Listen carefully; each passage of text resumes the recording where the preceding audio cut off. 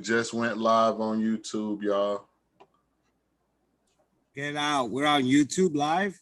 We Nice. live right now. Yeah, you can go to the channel 369 trillion and you'll be able to check that out. It's public.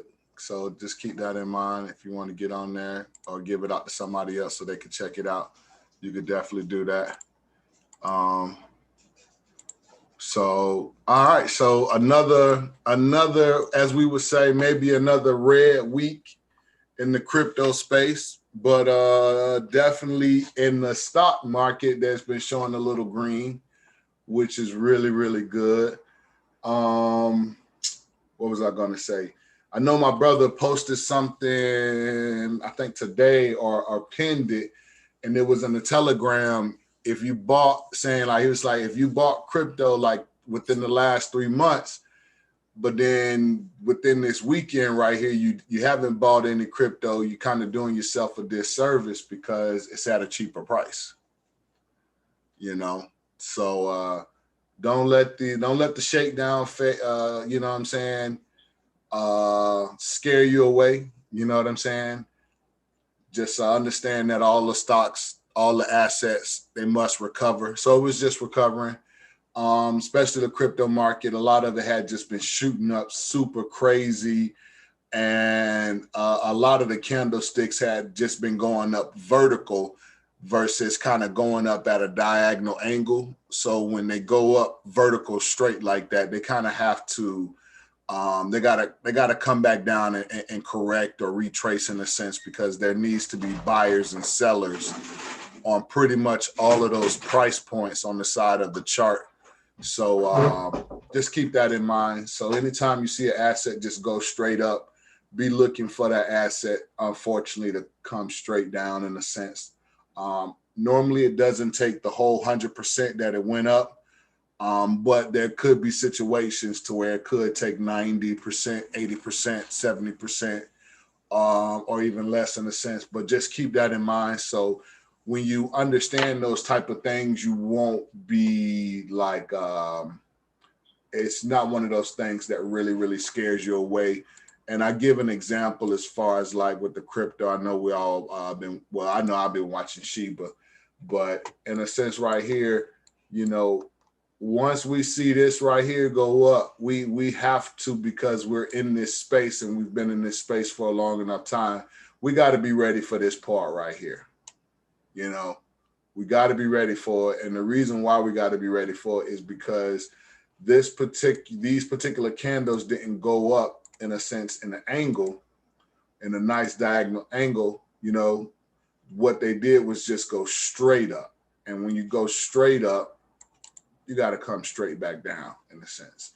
So that's why these last couple of weeks in the Telegram, I've been trying to send out those chart patterns so people can get a better understanding of recognizing these head and shoulders that a lot of these assets are creating, shooting up, coming down, shooting up again, coming down, shooting up and coming down. You know, I just want us to be able to see that. I want us to be able to see when it's shooting up and coming down and understand that, oh, okay, this is a shoulder right here, and this is a shoulder, and this is the head. So I'm looking for it to come back down on this side. And that's the reason, like I say, I really want people to not just be putting their money in, but with their spare time, looking at the chart, looking at their asset, looking at other assets, cryptos or stocks, looking at these charts patterns. Like as you can see at the top, I got the cup and handle right here. If I want to look at that, I got the double bottoms right here. I got the dead cat bounce up here. I got the head and shoulders. I got the pennant patterns. Like I got the ascending triangles. Like I pretty much, when I sit here, I pretty much just keep these up so I can just always refer to them and just always be able to just, you know, check and see, okay, what is this doing? What is that doing? So I can have a better understanding of what's going on with my investment versus not knowing and feeling like I'm losing money. You know what I'm saying? Versus not necessarily losing money, but just at the time right now, the value of your asset is going down, and just give it a little time, it'll come back up. So I just really wanted to touch on that real quick and make sure that people understand the power of like just knowing a little bit more now. You know, everybody's been doing their research on Google, on the websites or the internet.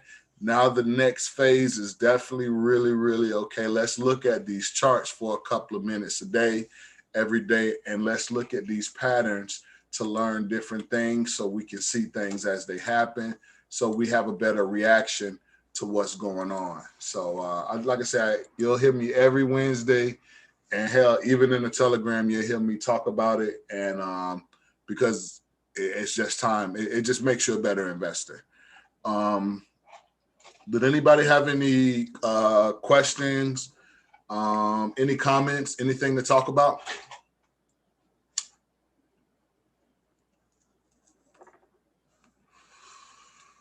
Anybody watching any new assets or anybody invested in anything new? Any cryptos? I like to pose a question. You know, you guys know my history. I'm new to crypto. I've only been investing since February of this year. And I'm not gonna lie, through this whole I'm gonna quote unquote Bitcoin crash, I've lost a lot of money, but I'm still ahead. I'm not sitting here complaining about the fact that just because I was one point making so much and now I'm making a lot less, I'm still making money. I'm not losing. And my even though I have my portfolio has investments that have me making more and have me making less on other coins. So it actually even on a negative. My thing is the success of these coins, I thought was based on their use case and their particular trajectory and whatever success they have on their own. But what I've seen here in the last close to 1 month now, since Bitcoin decided to crash, all the altcoins crashed. And I know, and I'm a hodler, like I'm sure most of us are, and I haven't gotten rid of any of my investment. I haven't sold a dime. I'm holding on to everything, even the ones that have me making a little bit, have me making more, and the ones that have me on the red. I'm holding on to everything because I know that Bitcoin comes back, my altcoins come back. Why is it that now I'm looking at altcoins as it doesn't really matter whether it's a good altcoin or not? If Bitcoin goes bad, your coin's going to go bad. And if Bitcoin does good, then your altcoin should do good if you did your homework and you did your homework properly and you invested on a sound coin. Because I know that there are coins out there that they get their rug pulled and you invested so much, they were worth 20 cents and now they're worth zero. I mean, I've seen that and I know that exists. But my question evolves around why is it that all of a sudden, obviously this is my first experience invested in crypto that I've seen the market crash. And I've seen my investments just go down. Like I said, I'm still on the plus side, even though that the market is fucking crashed. I'm sorry, I didn't mean to say that. Has crashed. We're still doing well. I am, at least. So the thing for me is why, and I'm still, and I've seen a lot of the news come out over Shipcoin and Doge. is good news. It's supposed to be pumping the coin up, but because Bitcoin's going down, it doesn't matter what's happening good. Yeah, that's like that's because Bitcoin, the big dog, it was the first one in. So they kind of base a lot of it off how Bitcoin going. And is it Definitely the bigger But investors. I want the reason I asked that is because I was watching a report today, this morning, where the guy who's giving the report says, you know, they were talking about a particular coin called Audius, and because it's a new investment I'm into, and it's a new coin I'm invested in. I was looking at a report about it, and they were saying that all the things that have happened to Audius is good, and it should be at $5 a coin right now. But here's the big BUT. Bitcoin is not allowing it. Yeah. And to me, I don't think that's whales selling Audius. I think that's algorithms. I think that's the computer. I think that's a host computer that has something to do that's controlling. I don't believe that every single coin, altcoin, every whale is going to dump exactly at the same time that all the whales in Bitcoin decide to dump. right? That doesn't. I'm sorry, I don't buy it. Right. That's just like you say. It's like the spot. Yeah, there's not many things that you can. There's 10,000 coins, so I don't think you can get 10,000 of anything to do the same thing at the same time. That just, you know what I'm saying? Unless all 10,000 are being ran by one thing, this one thing being the algorithm. So it's definitely great skepticism that you have, in my opinion. And just also keep in mind, majority of these cryptos aren't really I don't say they don't Have a use case. Most of them don't even have utility, and the top 100 or top 200 that do have utility, the utility for most of them isn't even in use right now. It's just what they have. So right now you're technically in a speculation phase. So like my brother was saying, if the king of the speculation phase is down, everybody else will be down because there's nothing really being used. Yeah. You know, even though Ethereum and Binance token are being used for the DeFi space right now, as far as money being pumped into them by people swapping, still, because the algorithm is running the entire space, it's going to still come down, even though people are swapping. Yeah. And Ethereum and Ethereum and Binance token actually have utility, and the utility is actually being used right now. Exactly. Of all the coins. And right now it's like with trying to compare it to a stock market, the crypto market is so different. The volatility, because you gotta remember it's over 24/7, 365. Right. So you know what I mean? Like in the stock market, the SPY would never fall like Bitcoin fell because they got ways. The SPY didn't all actually try to fall crazy. But they do things like they shut it down. I forgot what it's called. They shut down the market, Jeremy. They shut down the market. Yeah, they shut down the market. I forgot the terminology. I want to give everybody terminology, but they would shut down Wall Street if SPY dipped too quick. They would stop it. Like it's nothing to do that for Bitcoin. You know what I mean? That's true. So, so when you try and compare it to the stock market, it's like, oh my God, this shit crazy. You know what I mean? It moves so fast. You know what I mean? It's tanking. That's a quick way to see it. It's tanking because you see it falling. You see something fall, you know what I mean, $5,000 in the stock market, you know off the top of your head, hey, this thing is what's going on. But with crypto and with Bitcoin, I think it's uncomparable in a sense. You know what I mean? To me, it's uncomparable to the stock market. I mean, you can compare like the terminologies and certain stuff like that, but the actual asset itself, you can't really compare it to. You can't compare, I feel like, a Bitcoin to a Walmart or something like that. You know what I mean? Because Walmart use case is to deliver products. I mean, you know what I mean? Products we can use, home essentials.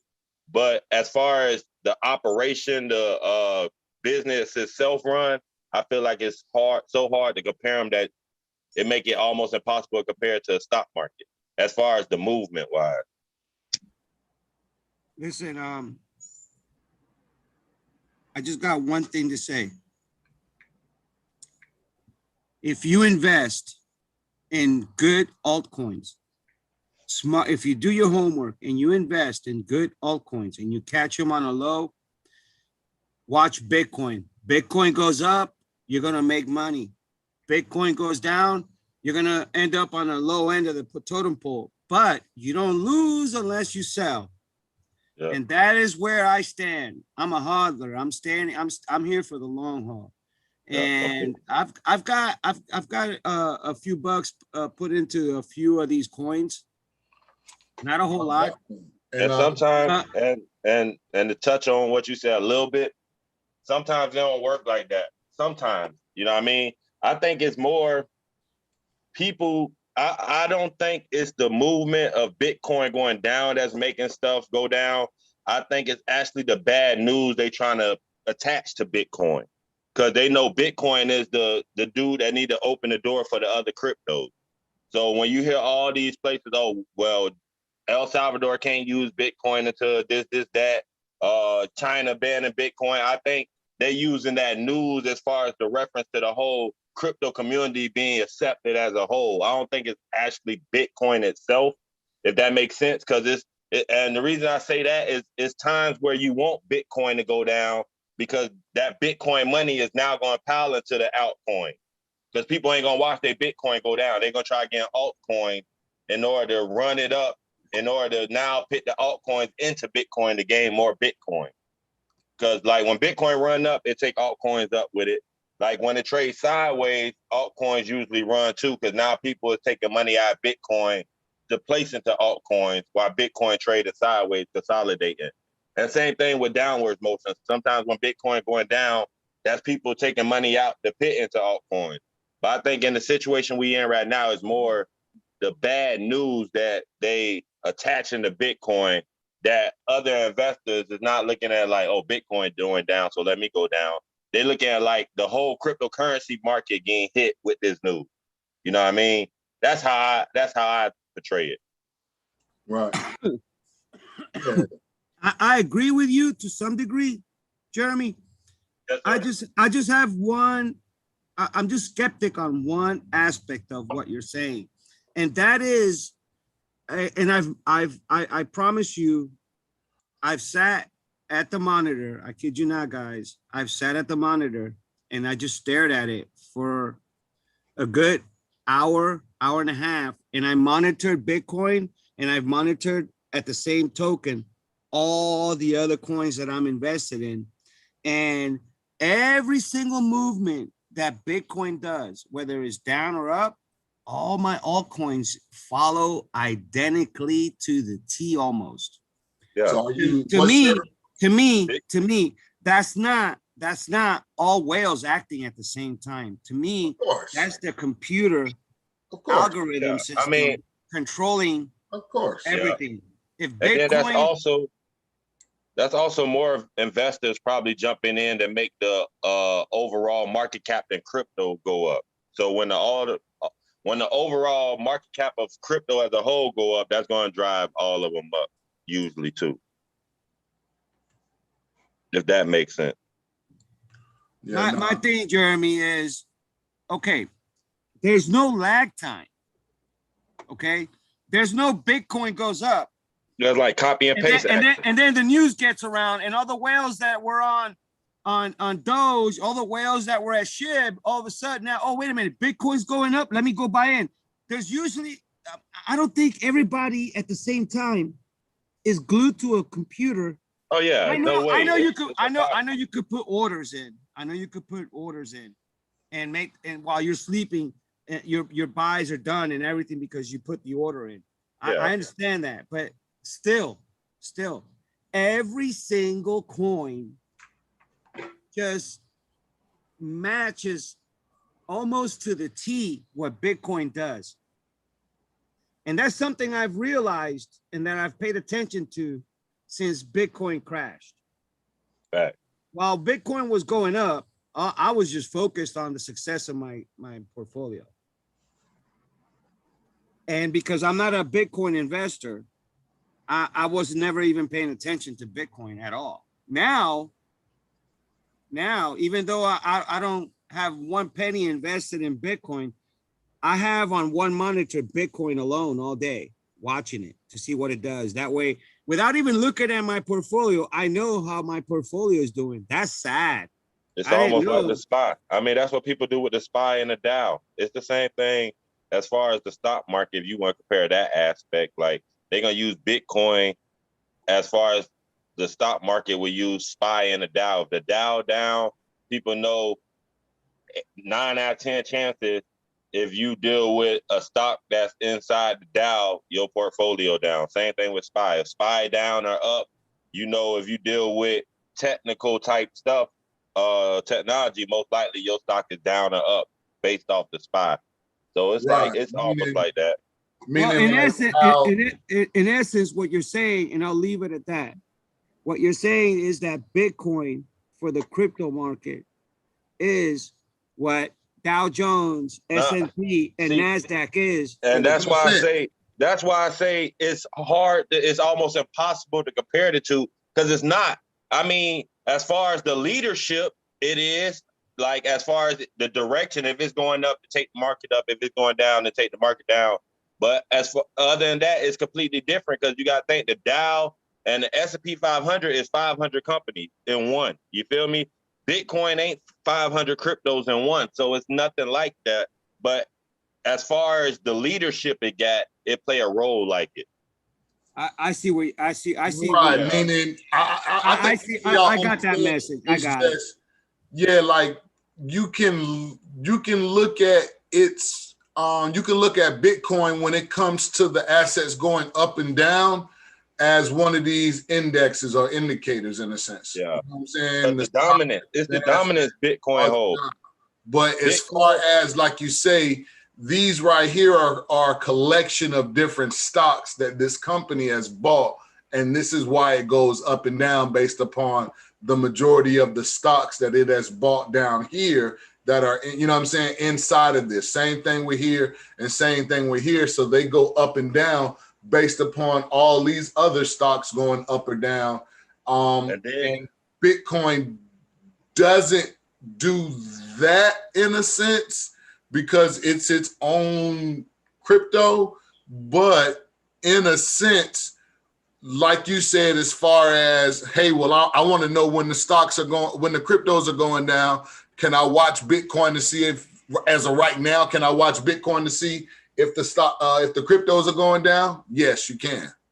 yeah. And then to add to that, it's like the dominance that the altcoin play a difference too. Like Bitcoin dominance right now is 46.49%. And then Ethereum dominance is 16.92%. That already is like 63%, 64%. So that means the other 36% is in altcoin. So the dominance of where the market cap and the money at gonna make the altcoins pump. That's why I used that one reference where I said it's sometimes where Bitcoin would go down and altcoins would go up. That's because the dominance of the market cap went down in Bitcoin, and then Maya shifted to Ethereum and the altcoin. They going up as Bitcoin going down. So the dominance play a big role.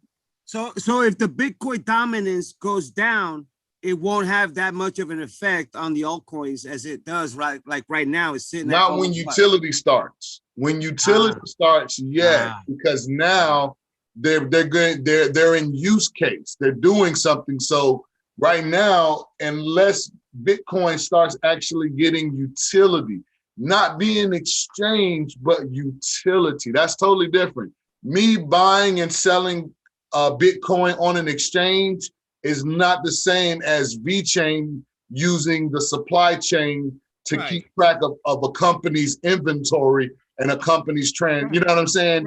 Right. I think Bitcoin is more than a gold hold. You want to save it. You want to invest in Bitcoin and hold it. You don't want to really sell it or or buy anything with Bitcoin. I don't think you want to do that. I think that's stupid. I mean, I would tell the person that's talking about investing in the Bitcoin, if that's the case, why haven't you invested in the Dow Jones, the Nasdaq, or the S&P? Good point. Probably I mean, because valid. I want to say that. Well, yeah, for a personal person, yeah, I say Yeah. that. I use right that. because they're out of That's a your valid price point. point. Very Right. I valid said point. that's what a lot of people invest in, the S&P 500, the Dow Jones, because that's the safer investment, to be honest. And that's why people invest in Bitcoin, for the safer investment, as far as, because you got to understand, it's still a percentage game. So even Bitcoin losing $3,000, still only like point something percent. So that on your money ain't a lot as far as If an you own altcoin a drop. full Bitcoin, Huh? if you own a full Bitcoin, And depends on how much you pay for it when you bought it. What you mean by that? meaning that the percentages is the same whether or not it drops, you are correct. Yeah. But if you don't even own a full Bitcoin, you know what I'm saying? Like, Yeah. I personally would tell people again other thing, but I'm just saying as far as the safer investment, that's the same thing, you know what I mean? A Roth IRA, all that, they're gonna put you in a safe investment. They ain't really gonna risk your money. They're gonna give you the lowest percent Absolutely. possible on your Absolutely. return, but it's a kind of guaranteed return in the long run. So for a long run, Absolutely.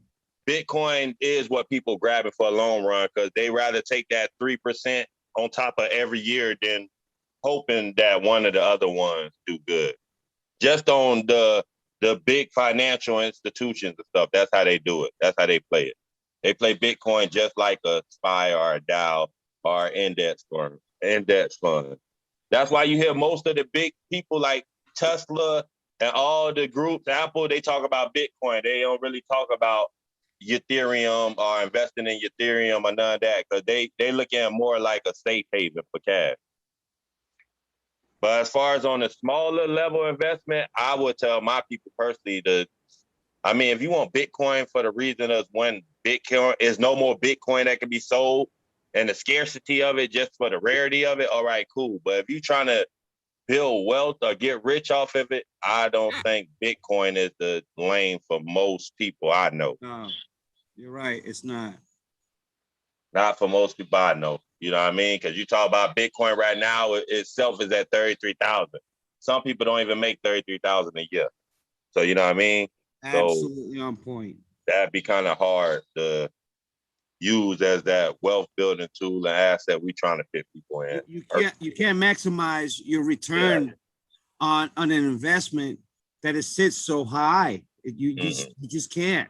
And when you look at the altcoins and the potential that sits there in so many good coins that are on the up and coming, keep in mind, people, this is in its infancy. So these are, even right now, as down as we are, I mean.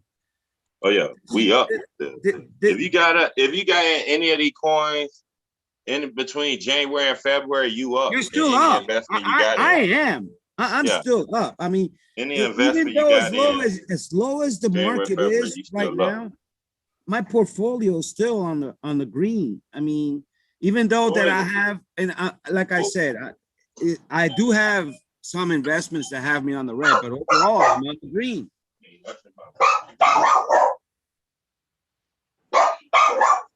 Yeah, you must be scared too. That's exactly what it is. It's like, it's timing, but that's the other thing we talk about as far as watching your asset. You know what I'm saying? And that's another thing I was hearing the brother talk about as far as having a lot of different assets. It's difficult to really watch them. You know, you definitely want to try and do your best at first to focus on a certain number that you can really, really watch and get a pattern of. But definitely,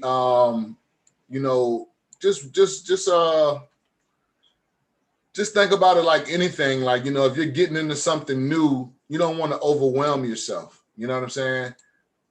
I agree with you, Carlif, 100%. 100%. Like definitely, like right now.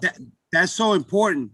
That's so important especially for us newbies, Right. because I'm a living testament of what is getting overwhelmed and just going out, and just because I have a little bit of money over here, I went ahead and just started buying, and all of a sudden now I'm invested into like 8 different types of coins, you know.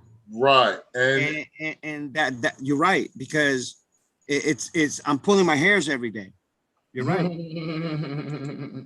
I mean, you're trying to the like they say, it's a really great thing to diversify, but if you're spread so wide, how can you concentrate any of your particular ones that you've picked?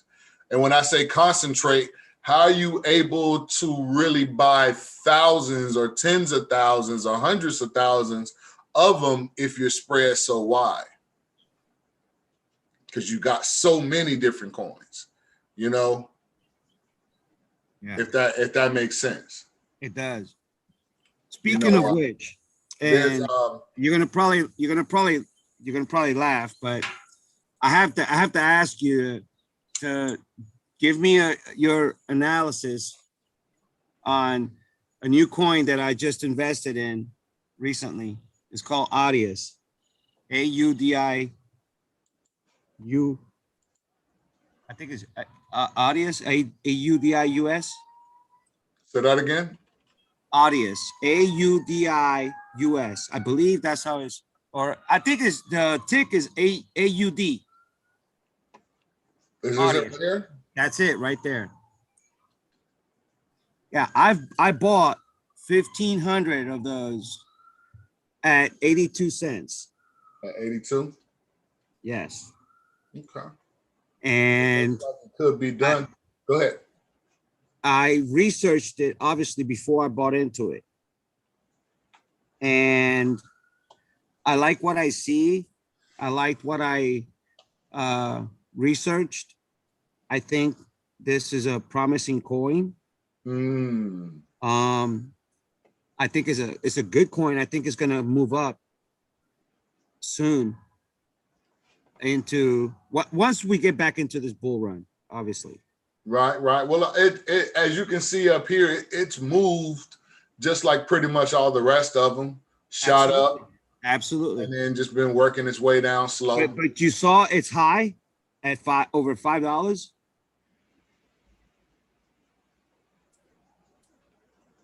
I'm looking at it right now, and to drop all the way down to 72 cents, my God, that's a hell of a drop.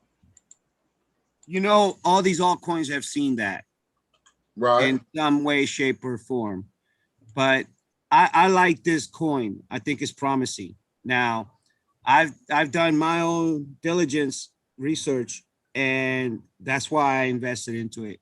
I'm bringing it to the chat room, to the Zoom today, because I'm invested in it, and I want you guys to look into it if you guys think that this is a good buy at this price.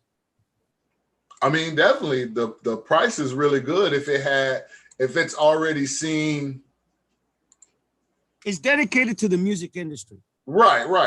You know, it's definitely, like I say, I was reading the information about it, and once I seen where was if you read the white paper, it also tells Audius is a decentralized music sharing and streaming protocol that facilitates direct transactions between listeners and creators, giving everyone the freedom to distribute, monetize, and stream any audio content. So not possibly just music, but just right here, any audio content can probably just be anything that somebody wants to just record, and people can buy it now. You know what I'm saying? Or sell it. Exactly. So no, trust me, I definitely see it, and I can appreciate you bringing this, to the group, because that definitely would be amazing for this thing to.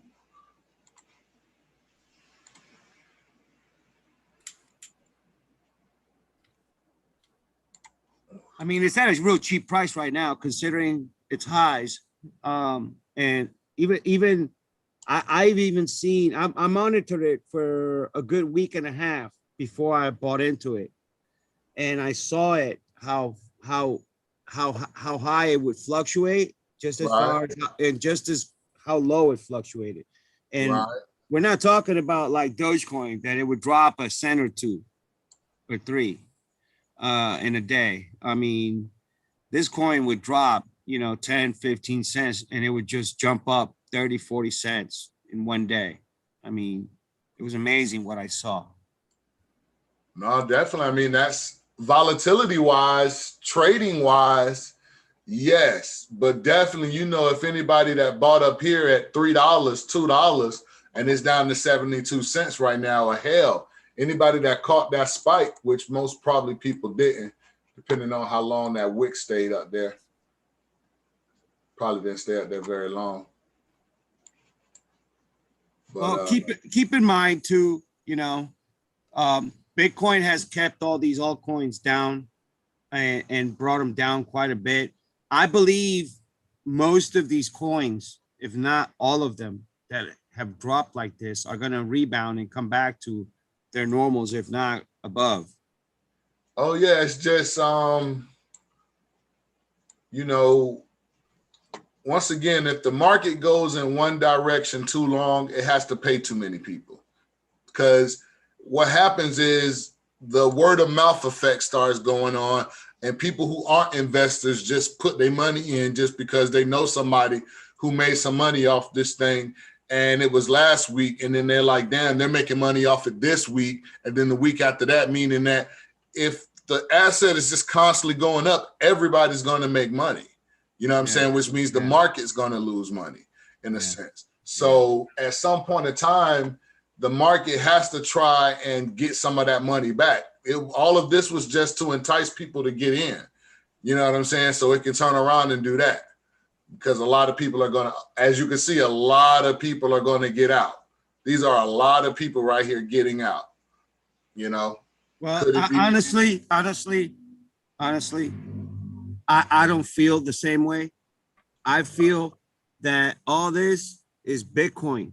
This has got nothing to do with the coin itself. With the actual coin, right? Of course. That's why all of them is all Bitcoin around this same time period. This is now. March Watch, Bitcoin turns around and goes back up. This coin March is going to go back up just like every other coin. Yeah, man, it just is what it is. So March was just the March, as you can see, for all of the assets picked almost like a different day in March. Doge peaked on May the 8th. Let's see.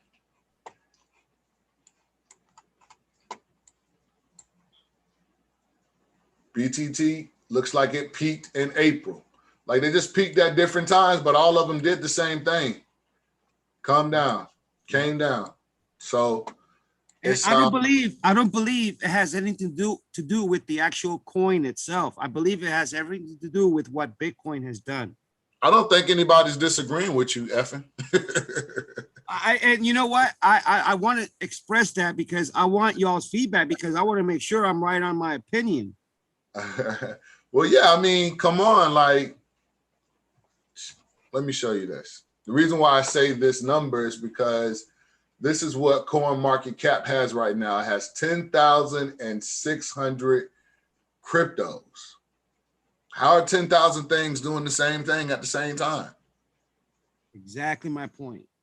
So, definitely, that's algorithm. It's the computer algorithm system. Of course.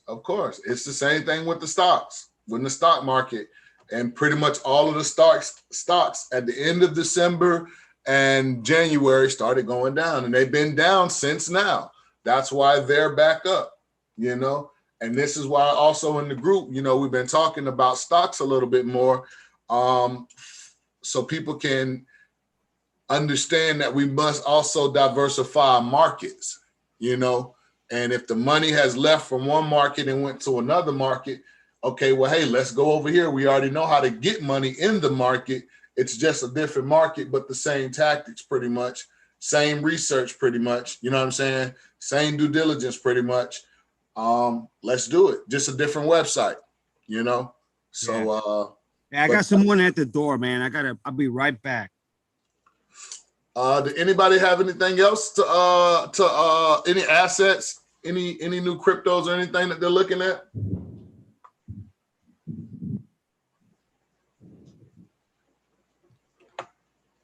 Let's see. Anybody looking at anything new? Any new information? Let me look at the Telegram, see what's going on.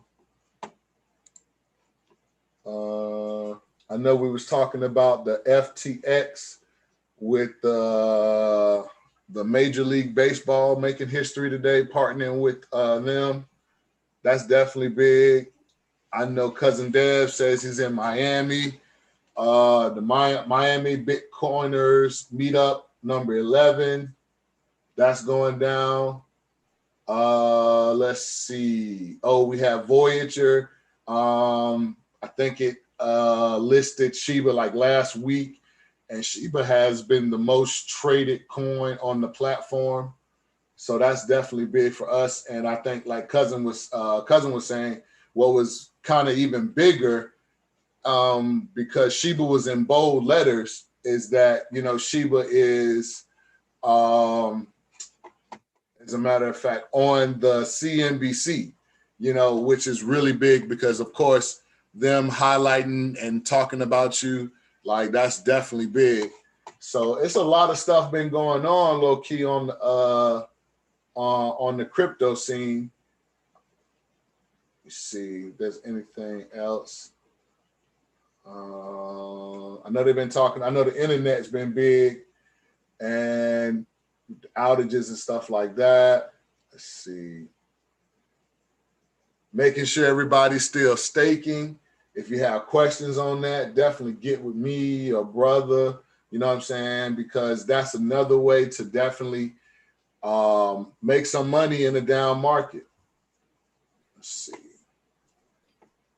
Definitely some good information. Looks like it was talking about SafeMoon. Has anybody got any SafeMoon?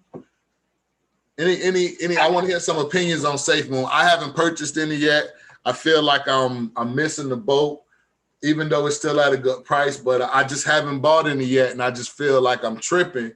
But like, is anybody what is it? Give me some information on SafeMoon. What do people think about SafeMoon? I'm gonna be honest with you. I haven't bought any either. You haven't bought any SafeMoon either? No. And I know a lot of people, friends that have a little bit of SafeMoon, Right. and they tell me I should invest into it. And you got to pick and choose your fights. And I mean, you know, people only have so much money to invest too, you know. Right, I mean, right. Can't be everywhere. We just talked about. Right. So Definitely I'm sorry, I went to go check the door. No, you good. But now maybe SafeMoon is one of somebody's like top investments, you know what I'm saying, which is also cool. You know what I'm saying? I'm just trying to get more information on it. I guess get a little bit more enthused about it, because right now I'm not really I'm gonna say I just don't know much about it really. And it really hasn't piqued my interest yet. I can't lie, but I've been hearing about it. So it's like, maybe I should put a little money into it or something.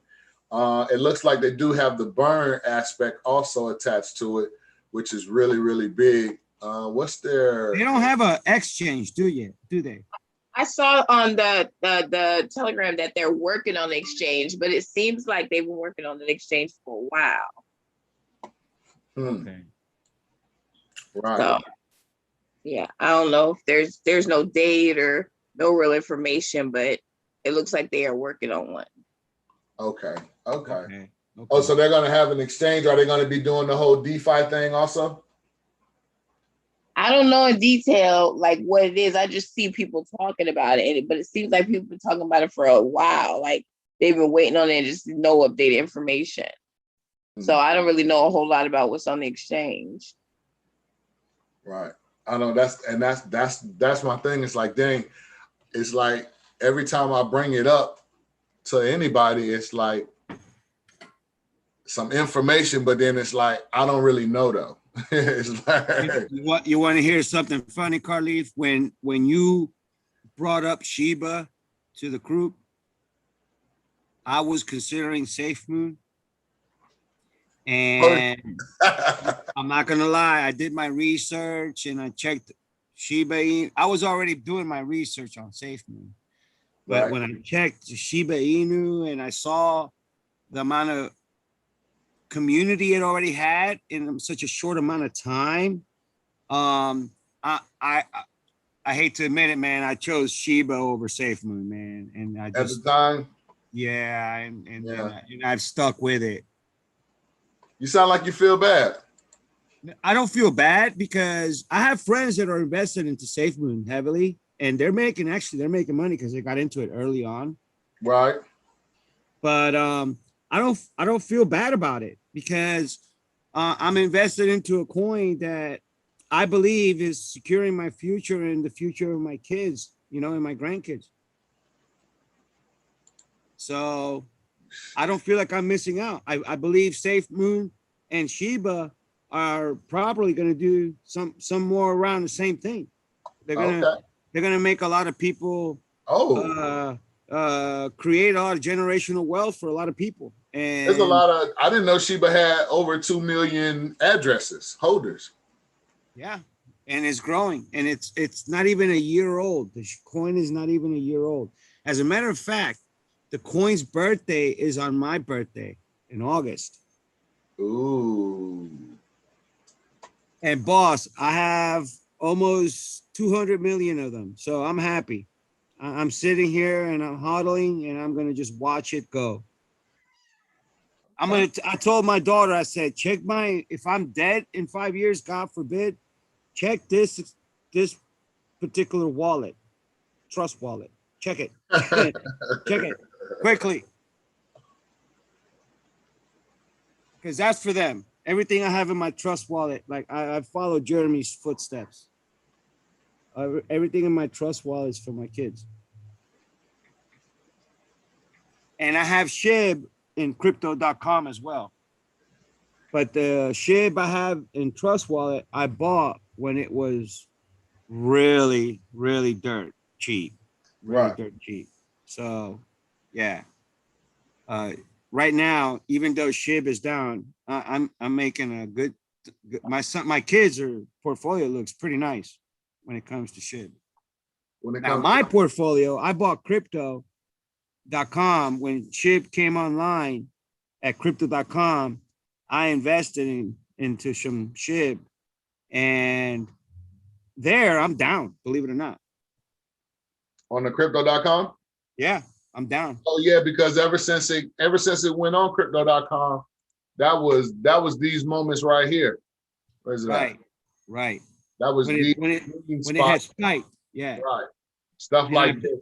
These are I bought where I thought was the dip, but it wasn't. It went down more. it was a dip, you know. Yeah, it wasn't the dip I was looking for though. The only way to know that it was going to do that is if you really, really went down and you looked at this particular wick right here that went way back, even though it's green, you went way back to this wick right here and say, you know what? I know you don't went all the way up there. I know this, but you're gonna come down. You're gonna come back down. That would have only been it.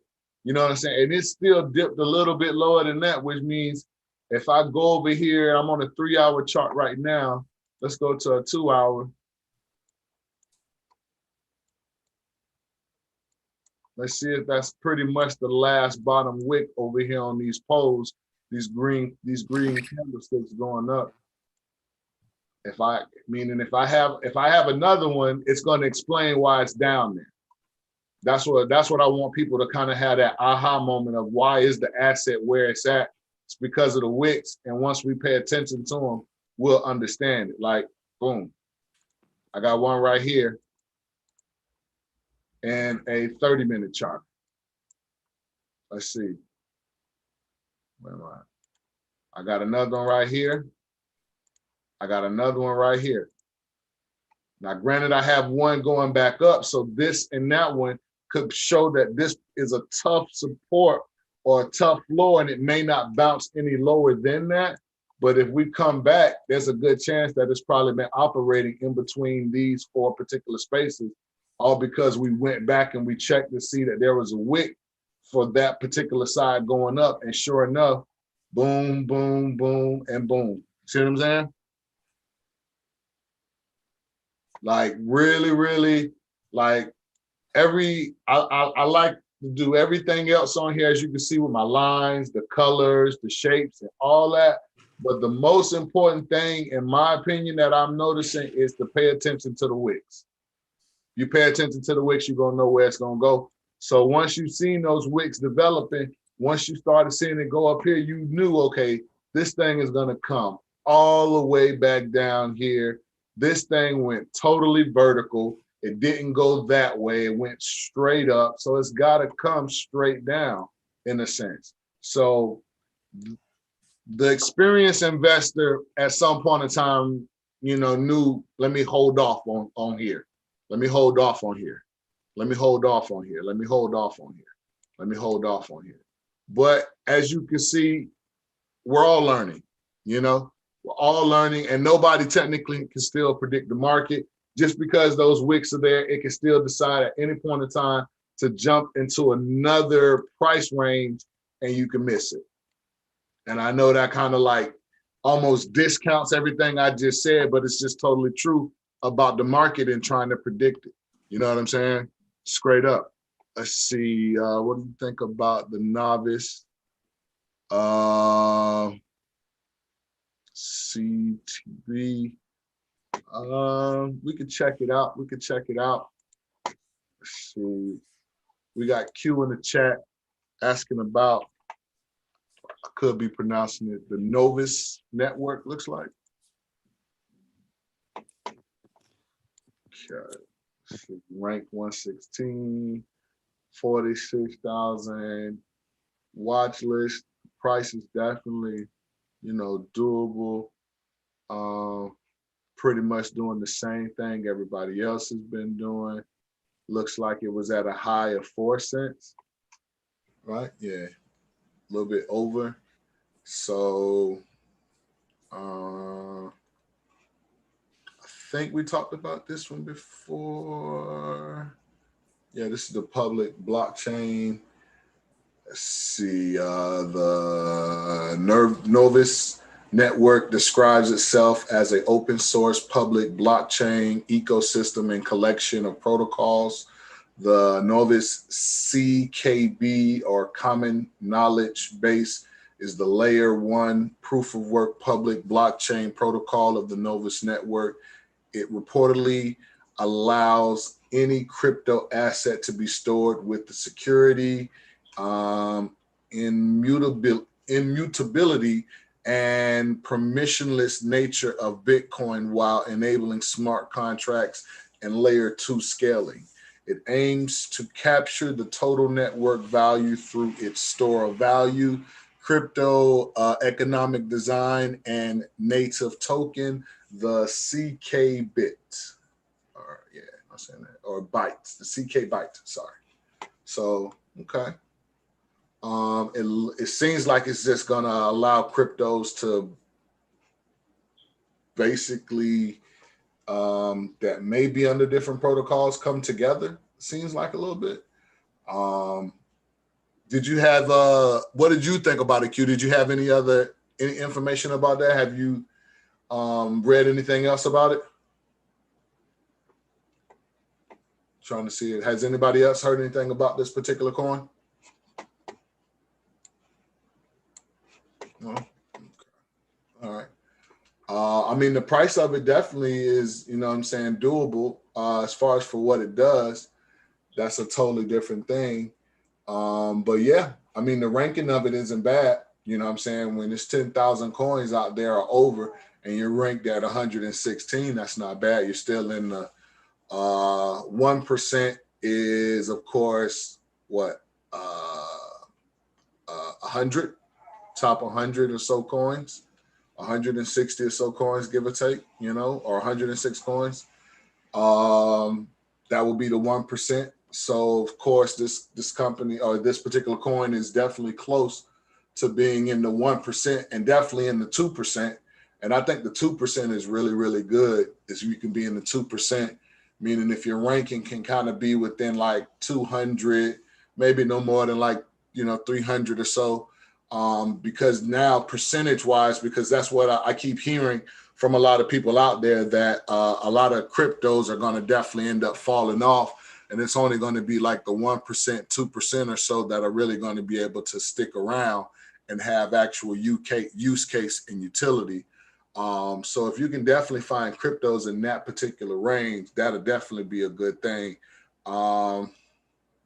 So shit, I just wanted to bring that up as I seen this one being ranked. Even though I didn't know much about it, I am still impressed with the rank because, like I say, there's definitely a lot of cryptos. So to make it into a certain number, first 100, first 200, maybe the first 300 is definitely a good thing. You know what I'm saying? That's why, I can't lie, I'm real big on the Shiba just doing what it's doing, and the other coins that I'm invested into. All the coins that I'm invested into are in the top probably 100, So definitely want to keep that in mind when you're looking at coins, unless you're looking at coins outside of that you're trying to take profit on. And I don't want to stop anybody from doing that, because that's what we're ultimately here to do, is to take profit. If you find something that'll allow you to take profit, definitely take profit. But definitely. I had a question. Yes. All right, so kind of a little different than what you guys talking about, referring to what something that somebody had mentioned about China and them actually banning crypto or not being against, being for it totally. And I get it, the Chinese, they want their economy and they want to run things, so I get it. But what I thought was interesting was like it is kind of presented like, because most people that's holding crypto, we're thinking about, even for me personally, I'm gonna say like a 3 to 5 year thing. Like I'm just watching the market, just making sure that I don't totally lose. But that's more of my mind frame of, okay, by this time I should have something to really work with. So, obviously with crypto, and it's all a new space. I do see, just based on the China thing and how it affected the market, even in the dip, when that came out, it did affect the market. And then I saw a reference to Donald Trump, and he was saying that he's not for crypto either. His main reasoning was because he feels like the crypto is robbing the American dollar, and anything against the American dollar is basically what he's not for, So I thought that was interesting because, whether people want to realize it or not, Donald Trump does have an opportunity to, whether you like him or not, he's definitely going to have an opportunity to probably be back in office, whether we like it or not. Donald Trump's still the president. Don't let them. You feel what I'm saying? Like that was like my biggest thing, is like when he left office, I was really going to see like, is this guy's really going to have this influence? And to me, it seems like he has more influence now than he did when he was the president, because he could do a lot more stuff, But with that premise, I'm saying, so 3 to 5 years, obviously what governments think about crypto is going to affect the market, since it's still in its fledgling stages. So I just wanted to kind of get you guys' opinion on just how you feel politics is going to affect the crypto market in a whole. Like, as you can see, China's against it. Seems like a lot of people that's heavily invested in fiat and that stuff is trying to hold on to it, and maybe, the big adversaries for crypto. Which I think overall, I don't think nobody could stop crypto. Like the same thing with the internet, they can't stop it. But we're investors, so it's definitely going to affect our money. So what do you guys think about that? Hey, I want to say something in reference to what he just said. Okay, China didn't just start banning crypto; they've been banning crypto for years. They're just now enforcing it, Right, heavier than before. Let's just get that out. And then to touch on that, it's like, name something China haven't banned. It's a limit of kids you can have in China.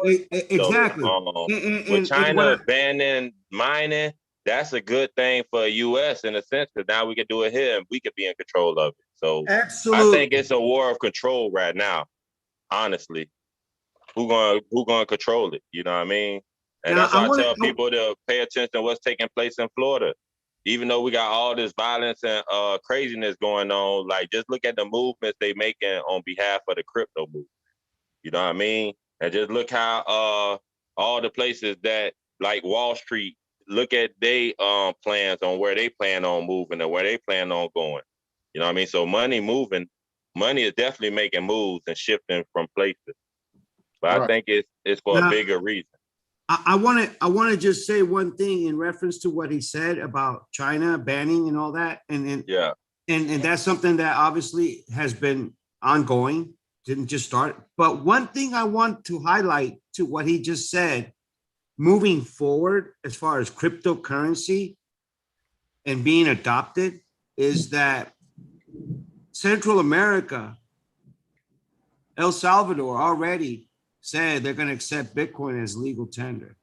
So the adoption is basically here, and it's like a virus. It's just gonna continue to push out, move out, and travel. And every other, you saw there are other countries, Paraguay, Mexico.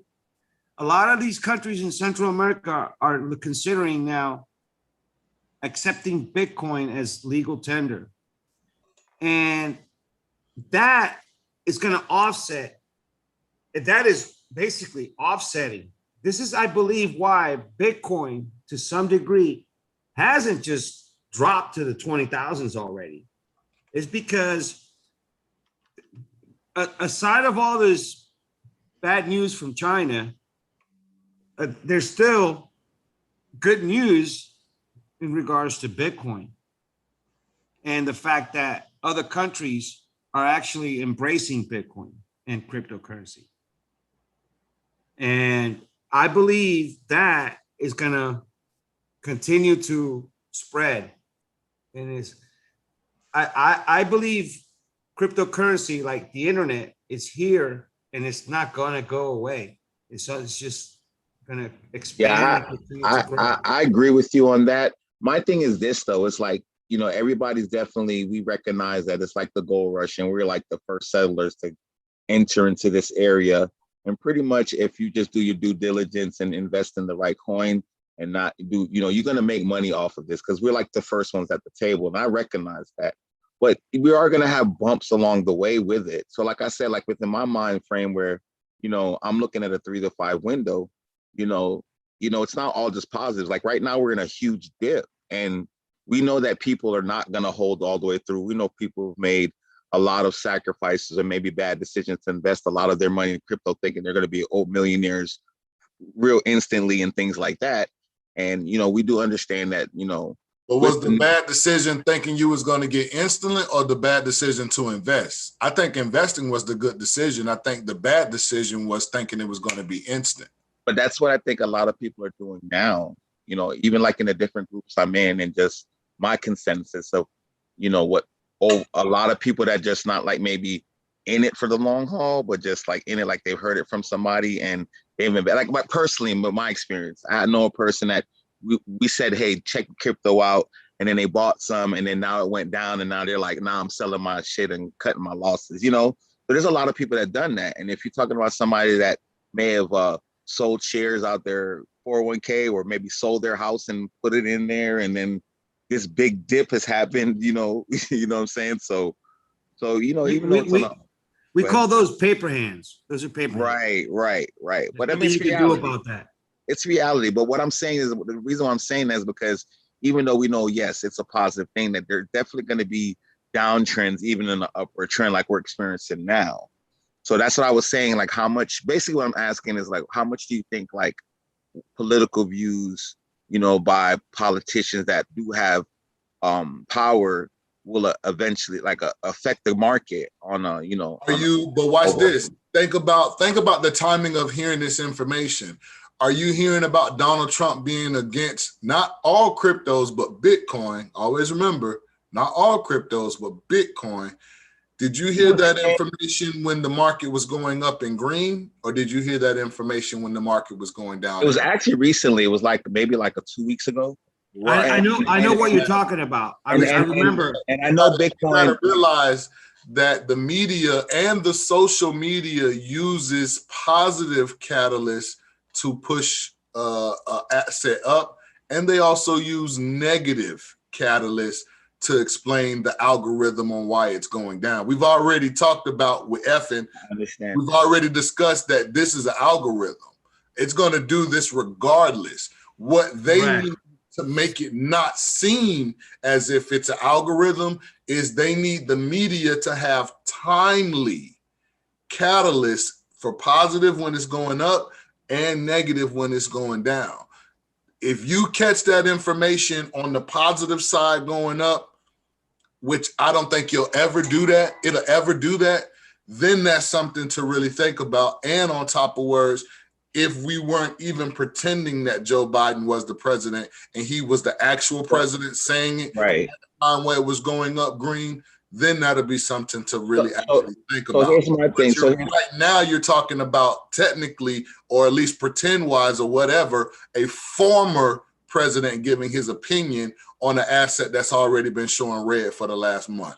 well, I know that Bitcoin, just to a novice, and you've already established that Bitcoin is like McDonald's. If you think of hamburgers and fast food, we're going to think of McDonald's first. People going to think of Bitcoin just for crypto overall. Right. Unless you finally get into it, understand what it is, like Right. what actually it is. So usually when people say Bitcoin, I think of them just referring to the whole crypto space automatically unless they break it down and say, oh, specific. But Yeah, and you know what? It's good that's that he the- brings that up. It's That's good the that he play brings on- that that's the up. play on words. That's why you have to, in a sense, and not to say you haven't, but a person has to also read the article and not just the headlines, because the headlines will just be something. no, I personally listen, my personal belief is that, like I said, it's an investment. So if you're watching your investment, you're also looking for pitfalls or the risk factors with the investment long term as well. I mean, if you're looking to get a long term investment, then you're looking in the future to see what are these hazards or risks that can, in essence, put us in a dip like we are now. I mean, that's something you definitely are going to want to weigh. I mean, we're all optimistic about. But then, okay, so then here's my other thing, because it sounds like from what I'm hearing is you're just talking about, say, the downside of the market, and maybe because I just when I look at the news overall, just for utility on just the space, right.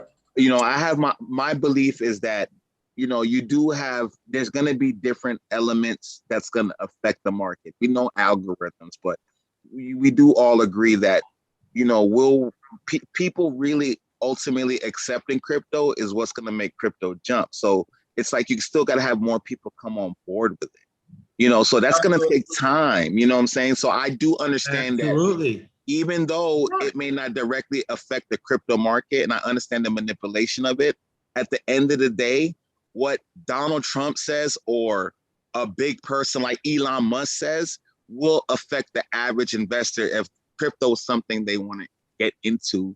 And that does affect our profit margin as investors that's already in the market.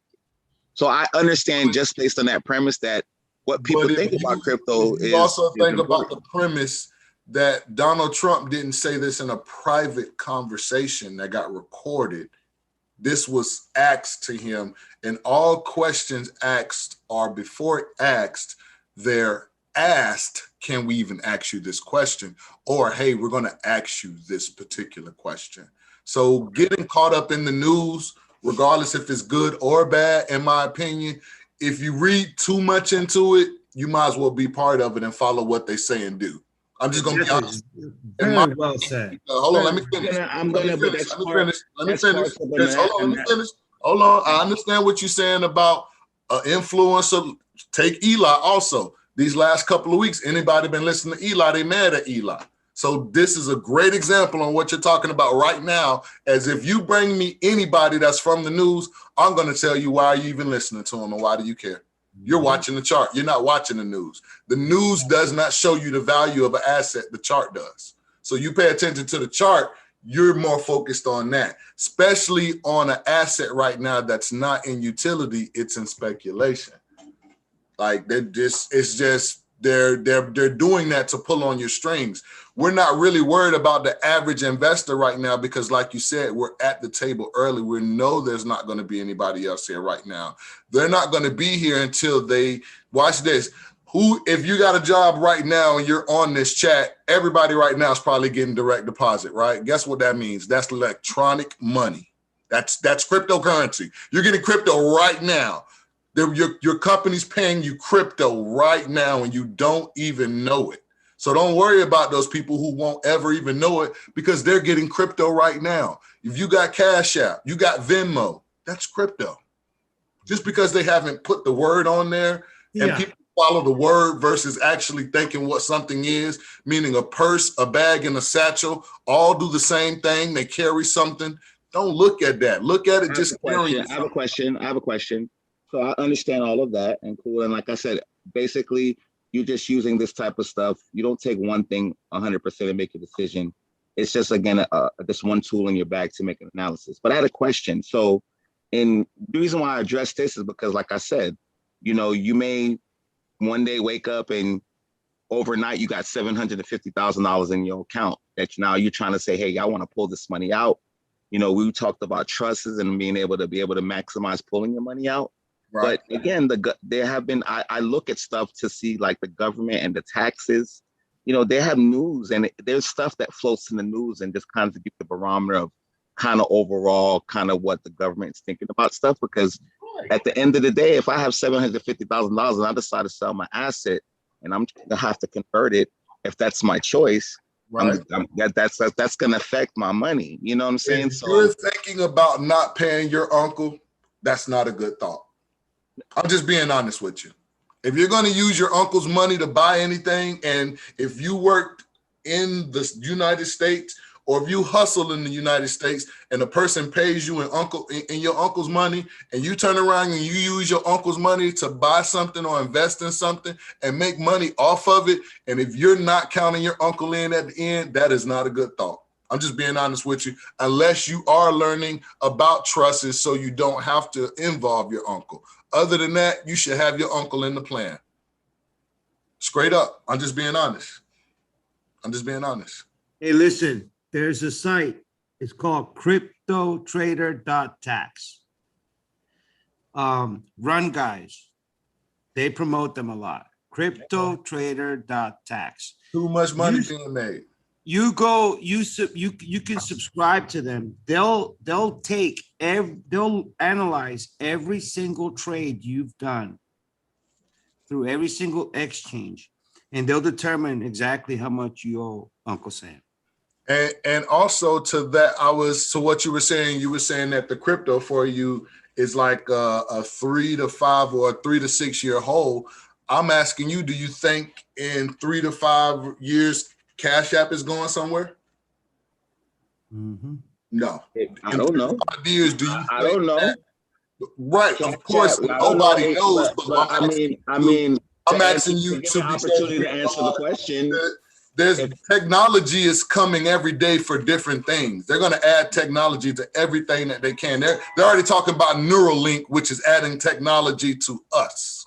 So when I ask you, do you think Cash App is going somewhere, which is digital money? Do you think all of a sudden that now people have been forced on every job just about to get direct deposit? You think all of a sudden checks coming back in 3 to 5 years and that'll be a good time to get out of crypto then? I'm just asking.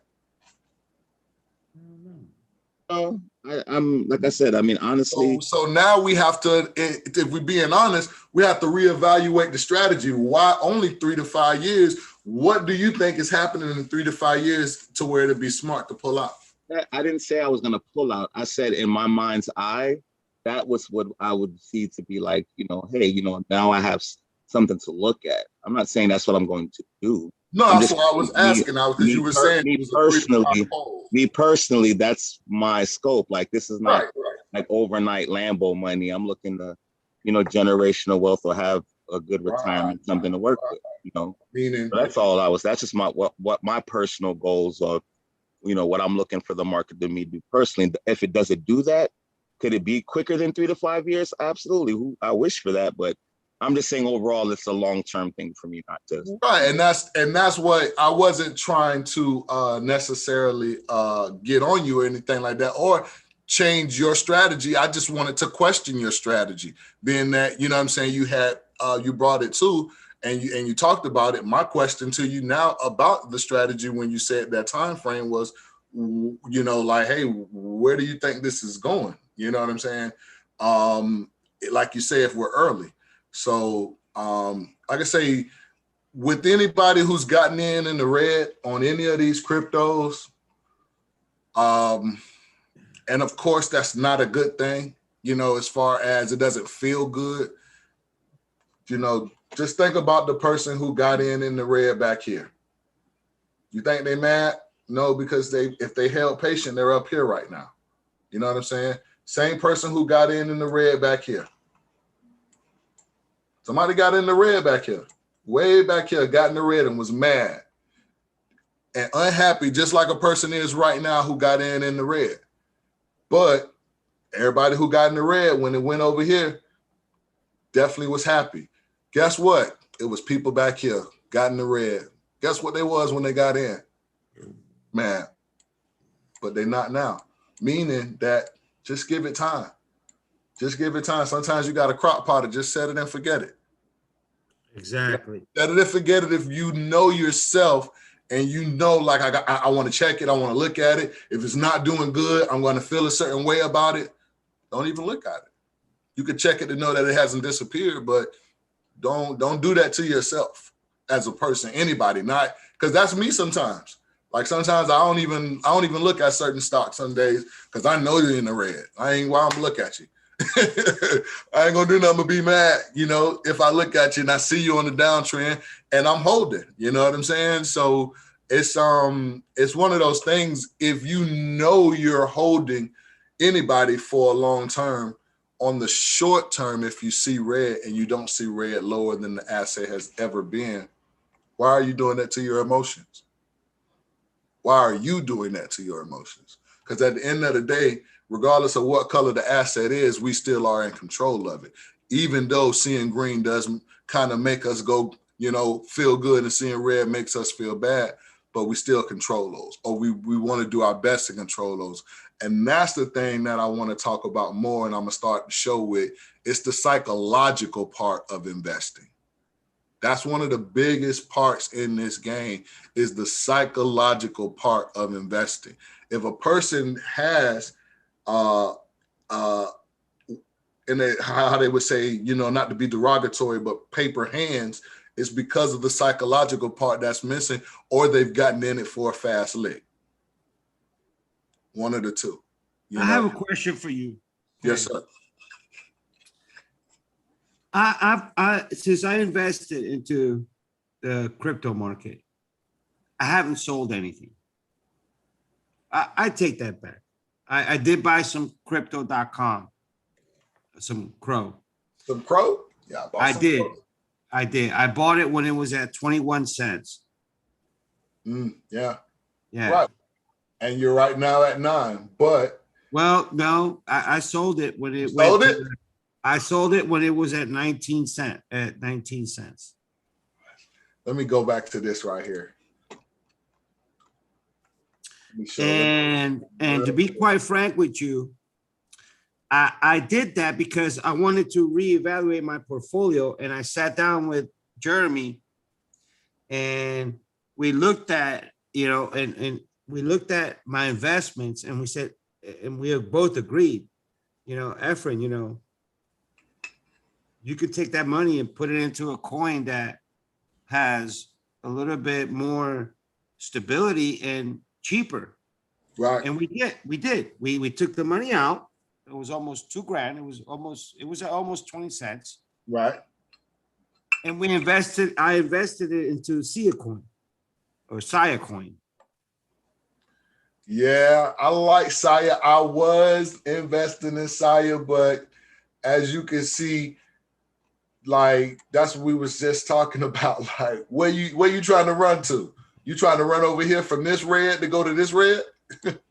You gonna run from that red to go to this red? Listen, I had no idea that none of us had any idea that Bitcoin was going to crash. We had no idea.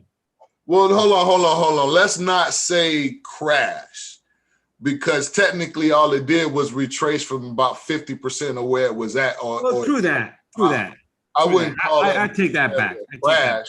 I take it I back. would say that the person who's not in this space would call it a crash, but a person who's in this space just know this happened, so this had to happen. It's really when you, the more you get into the chart, the more it gets really simple.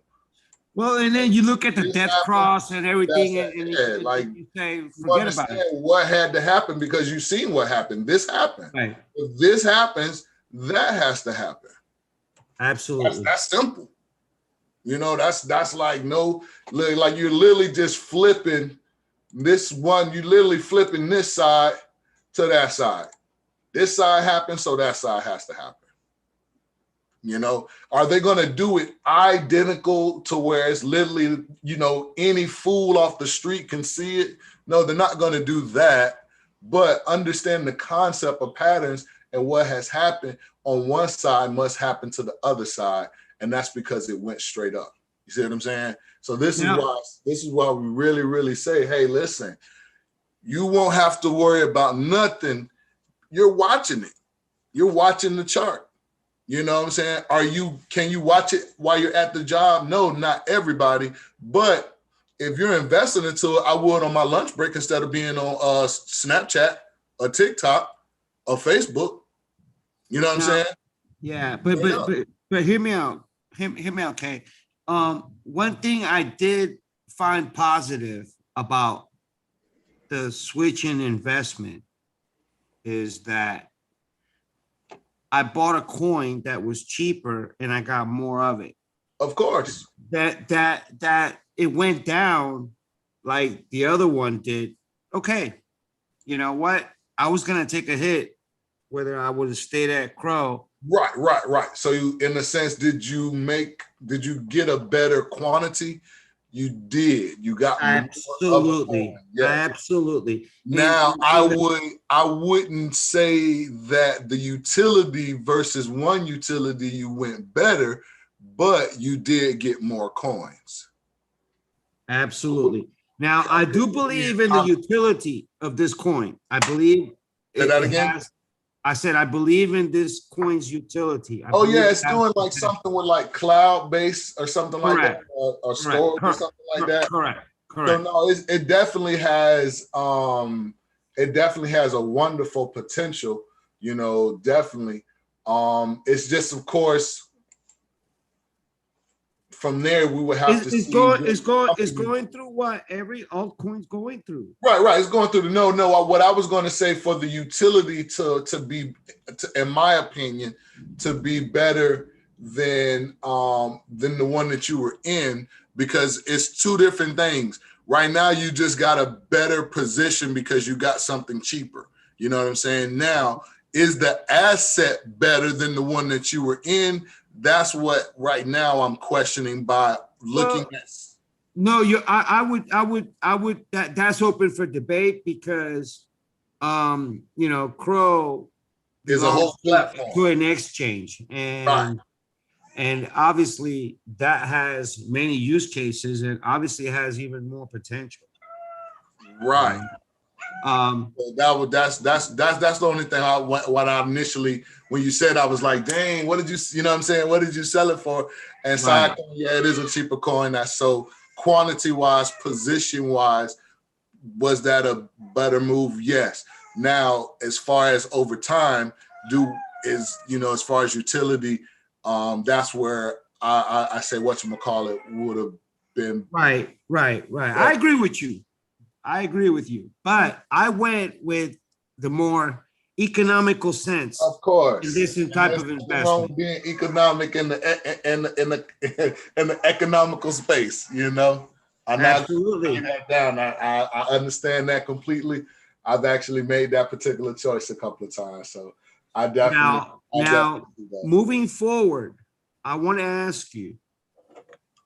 You have your your portfolio set up in such a way, you have one coin that has generated, even in this downturn, has generated $4,000, $5,000, $6,000 of profit for you.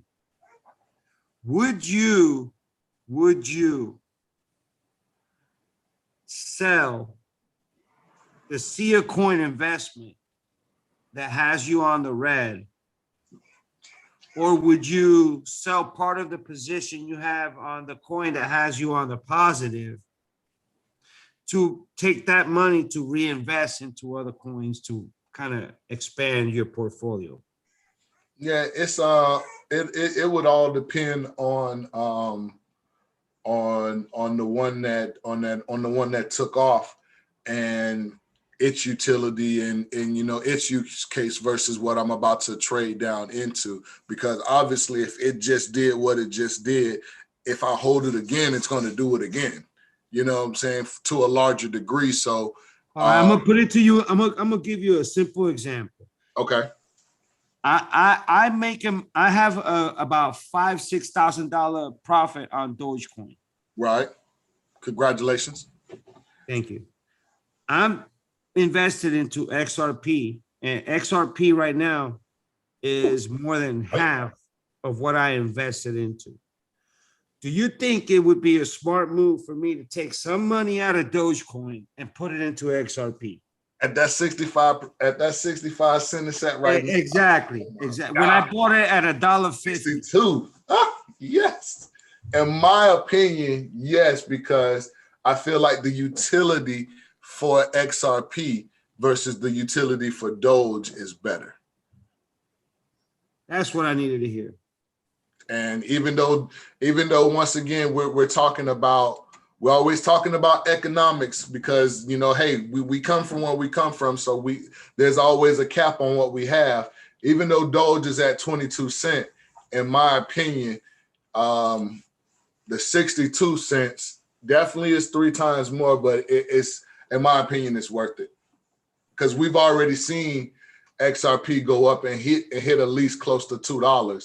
Doge has only went up to 74 cents. Yeah, 74 cents, which isn't bad. It's almost probably about the same percentage, if not close. It's just, once again, everything right now is moving on the algorithm and getting somewhat of the same percentage of going up. But it's almost like in really, really soon, like if they're gonna, it's almost look at it as like a race, and all these different coins, their utility is their engine, and whoever has the best utility is going to have the best engine.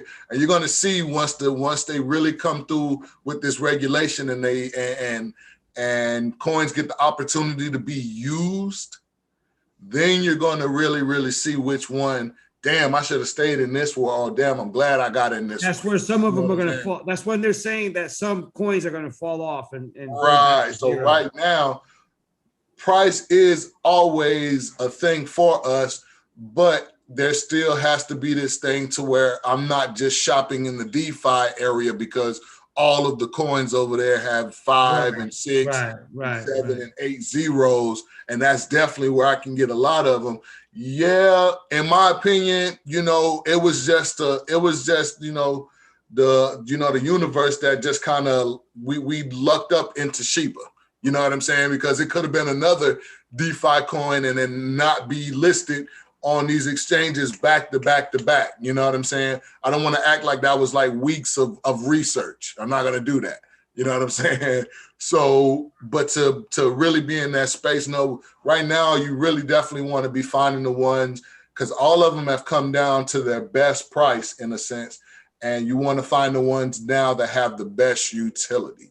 Because once regulation starts, and basically what we was also talking about tonight, Uncle Sam can start to get paid because cryptos will have taxonomy. There it is, boop. And in a sense, they've already used XRP. In my opinion, I was telling everybody when everybody got that last stimulus check about a month or two ago, and a large amount of people got it at the same time, that's an email. CBDC. Right. a large amount of people getting the It's same here. amount of money at the same time, and that's exactly what happened. That is digital money. That's Cash App. That's Venmo. That's crypto. You know, that's direct deposit. You know, that's all of those aspects of money just being ones and zeros on some form of technology and just sending it. Boom, fast. CBDC, Central Bank Digital Currency. CBDC. So, but no, definitely. So it's XRP. definitely a lot of. Anybody have any other comments? Anything to add? I definitely appreciate the brother Pablo dropping some information and coming through with that good question right there and that good scenario, because there are people going through that. You know, definitely. Yes, sir. So anything else? I know some news that came in that the Trading Station and Trading View have clicked up to where you can start to now buy crypto. That was something I seen. I hear eToro's supposed to be adding Shiba pretty soon, so be looking for that. Yes. Definitely, I keep hearing that the Shiba swaps coming through pretty soon, but there is a couple of little fakes out there and scams, so definitely be careful. I think Certec was supposed to have an AMA today. It was supposed to have been yesterday, but it got postponed for some reason. And I think they were supposed to hold it today. I don't know if they did or not. Right. But Certec was supposed to have an AMA on SHIB. And let me see. Any new? Yeah. Yeah. So that was one thing somebody put in here also, that Bitcoin must be accepted by the world banks, like you were just saying, the CBDCs. Like if the CBDCs aren't accepting you, then you're technically what they call illegal tender, almost in a sense, you know, like straight up. Like that's why the CBDCs are going to be, you know, they're going to, in my opinion, I feel like they're going to pick XRP and XLM, you know, I think so. and they're going to allow those to basically move all of the money, and all of the other coins are going to have to find a way to get centralized, because they're not going to, they'll allow you to just be, they may allow, they may not, they may come through and literally, if you know, just because you're a DeFi, you've created it, if you haven't gotten decentralized and done what needs to be decentralized, they're going to consider you a legal tender now, because they're backing all of these cryptocurrencies, and any crypto that's not under their backing is now technically no different than, you know, you tried to create your own currency, which you have, but you haven't gotten back. So they may come through and shut that down, or ask to make for it to be shut down, or to hold that could be illegal. Who knows? So Bitcoin definitely has to get accepted, you know what I'm saying, by the big dogs. Or not necessarily get accepted. It's just got to be accepted by XRP and XLM. If they'll transact it, then it'll be cool. You know? But no, it's definitely a lot of good scenarios. We had the El Salvador, the World Bank. Oh, the World Bank refuses El Salvador request to help on Bitcoin transactions. Okay. They shutting down, they cracking down on that mining, they ain't playing. But in my opinion, though, mining is one of those things that is done by the banks right now. You know what I'm saying? So to have just a regular person doing that, I don't think it's a bad thing. I just don't think that the people at the top who've created this thing called money and the money system really want that, versus having people who they know and trust. And not saying that the people are untrustworthy, they just don't know them. They're not under their umbrella in a sense. You know what I'm saying? And you're literally holding all of you're holding transactions that are taking place. So I just kind of feel like that may be a service that may be, as you see China trying to ban it right now, it may be illegal to do if you haven't filled out the proper paperwork. You know what I'm saying? In a sense, or become some form of a financial institution, you know? So, you know, in my opinion, I think that's what the mine is going to come to. It's going to get worked back to the banks or something like that. Or if not the banks, people who have money and can fill out that certain type of paperwork, because right now just having any old person just controlling, not controlling, because I don't know how much control they have over the transaction under their mining equipment, but they do have it on their equipment. So there's no telling what can be done or whatnot. So, and just to have that open to any and everybody just holding that information versus having certain people hold that information, I would look for something like that to be a little bit more realistic, not necessarily something I want, but just giving my opinion. But so yeah, that was something going on. Any other questions or anything? Any comments? Any concerns? Anything to add? Let's see. Okay.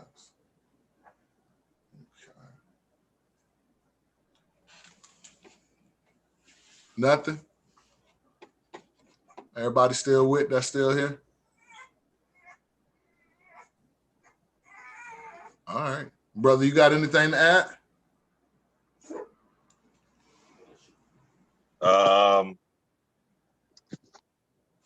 Nah, not what I can think of. I know I put in a group about the little video that I bought, but it's more for if you already know about stocks. It'll help you well, it just show his way of finding stocks and potential plays and how to mitigate your loss against your profits and all that. So we definitely can touch on that one probably in the next couple of weeks. So okay, so hold on. So you back on contracts, right? Yeah, contracts are just buying stocks point blank.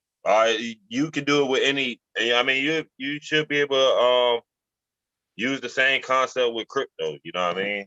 So it's basically how to scout out the plays you want to potentially get in by reading the chart. Okay. Yeah. Okay. I bought the video. I seen the first couple. I clicked on and watched the first couple 40 seconds or so, but he did mention this ain't a beginner's course. He ain't gonna go over the stock market. He gonna just go over his strategy on how he find plays. So I ain't want to just have that on today if not everybody even understand the stock market fully yet. Is there anybody that has like, because in my opinion, I think the stock market can be a little bit easier than crypto. Oh yeah, most definitely. It's less right now it's volatile. not in the speculation phase. Yeah. If Apple comes out with a new phone, that normally does something to Apple stock. Exactly. So the catalyst that you read and the information that you read is a little bit more solid. They still do the same thing with crypto and stocks with the media as far as like try and FOMO you in and FOMO you out. So you still got to watch that. But like products being dropping or services being dropping or two companies getting together or, stuff like that. Yeah. That's definitely really positive. It definitely does do something. So it sometimes, in my opinion, can be a little easier. You're just looking into that one particular company. But definitely, I definitely encourage the family who's not invested into any stocks to definitely take this time to start doing some research on some particular sectors. Maybe like, what was I gonna say? Maybe like the always tech, always tech, technology. Brother, we was talking about the entertainment sector to where it's summertime, things are reopening again. So all those particular companies that are on the stock market that in some way, shape, form, or fashion are reopening because they're lifting the rules when it comes to COVID. Those are definitely some stocks that I would encourage the family to definitely look at. Outside activities, entertainment, even airlines and cruises. Right, because they got to fly there to get there. Yeah. So they gotta take a boat to get there. Yeah. So even just, I definitely would say buying shares is a way safer and easier way to learn how to trade than options, of course. Right. But you can have that same concept. You know what I mean? Buy enough shares. You can weigh out your risk versus reward in any way you choose, whether it's options or buying shares. So you still can have a price target you want to hit. So you can for example, say you want to invest $100 into something that's $1 a piece, and you know you're gonna get 100 shares of that. You're gonna get 100 shares of something that's worth $1 a piece. And say that stock got beat down to $1 from $15. You can have target sets to know. Once you know how to read the charts, of course, you can have your different target level set to like where you want to take profits at, just like you would on a option play. So you can set them up all the same. It ain't always just buying and just hoping it go up, or buying or wait till it go up. Right. Definitely want everybody to have some type of strategy when you buying any type of asset. And what he's talking about like that, as far as like, say, like this asset right here, Sundial, was at one point in time like at $13 or so. So he's talking about those being like price points, and anywhere where you see a bunch of or any type of candle sitting or resting or stopping or starting, you know, and a couple of them doing it in the area, that's somewhat what he's talking about as far as a price point, to where you know, okay, at some point in time when this company recovers, as it's doing right now, it's going to hit these particular marks, and it's going to go up, it's going to stop, it's going to rest, go up, meaning like there's no coincidence why this wick right here stopped at this particular price point. Is because it stopped at this price point before, and it hit this price point before. So that's why I say, once you just get into those charts a little bit more every day, like I say, 10, 15, 20 minutes, and just look at the history of them, go on the day chart, go on the weekly chart, a monthly chart, see what's going on, see where this asset has started from and to where it's at right now, and try and find those price points. You know, you can come over here and click this right here. Yeah, right here, I'm sorry. And that'll give you your trend lines. If you put a star next to it, it'll put it up here and give you a little mobile little taskbar that you can use. Like, definitely take advantage of this particular space, and try and learn as much as you can day by day, a little bits by bits, because it'll definitely help. You know, even over here, you know, there's definitely no coincidence why over here it hit right here, because it hit over here. Same thing right here. So just understanding that and picking that up, you have better understanding. And I was listening to somebody say this today, there's a difference between knowledge and understanding. And I was like, damn, meaning you can know something, but that doesn't mean you understand. And meaning understanding is knowing why and what, you know what I'm saying, knowing everything about this particular thing on why it's particularly doing it versus just knowing that it does it. You know, those are two different things. And being able to go back and look at these price points will allow you to understand that it's going to go over here. It's going to go over here. It's going to go over here. You know, it's going to go right here. It's just going to, you know, it's going to go right here. It already did right here. That's why I put that blue line there.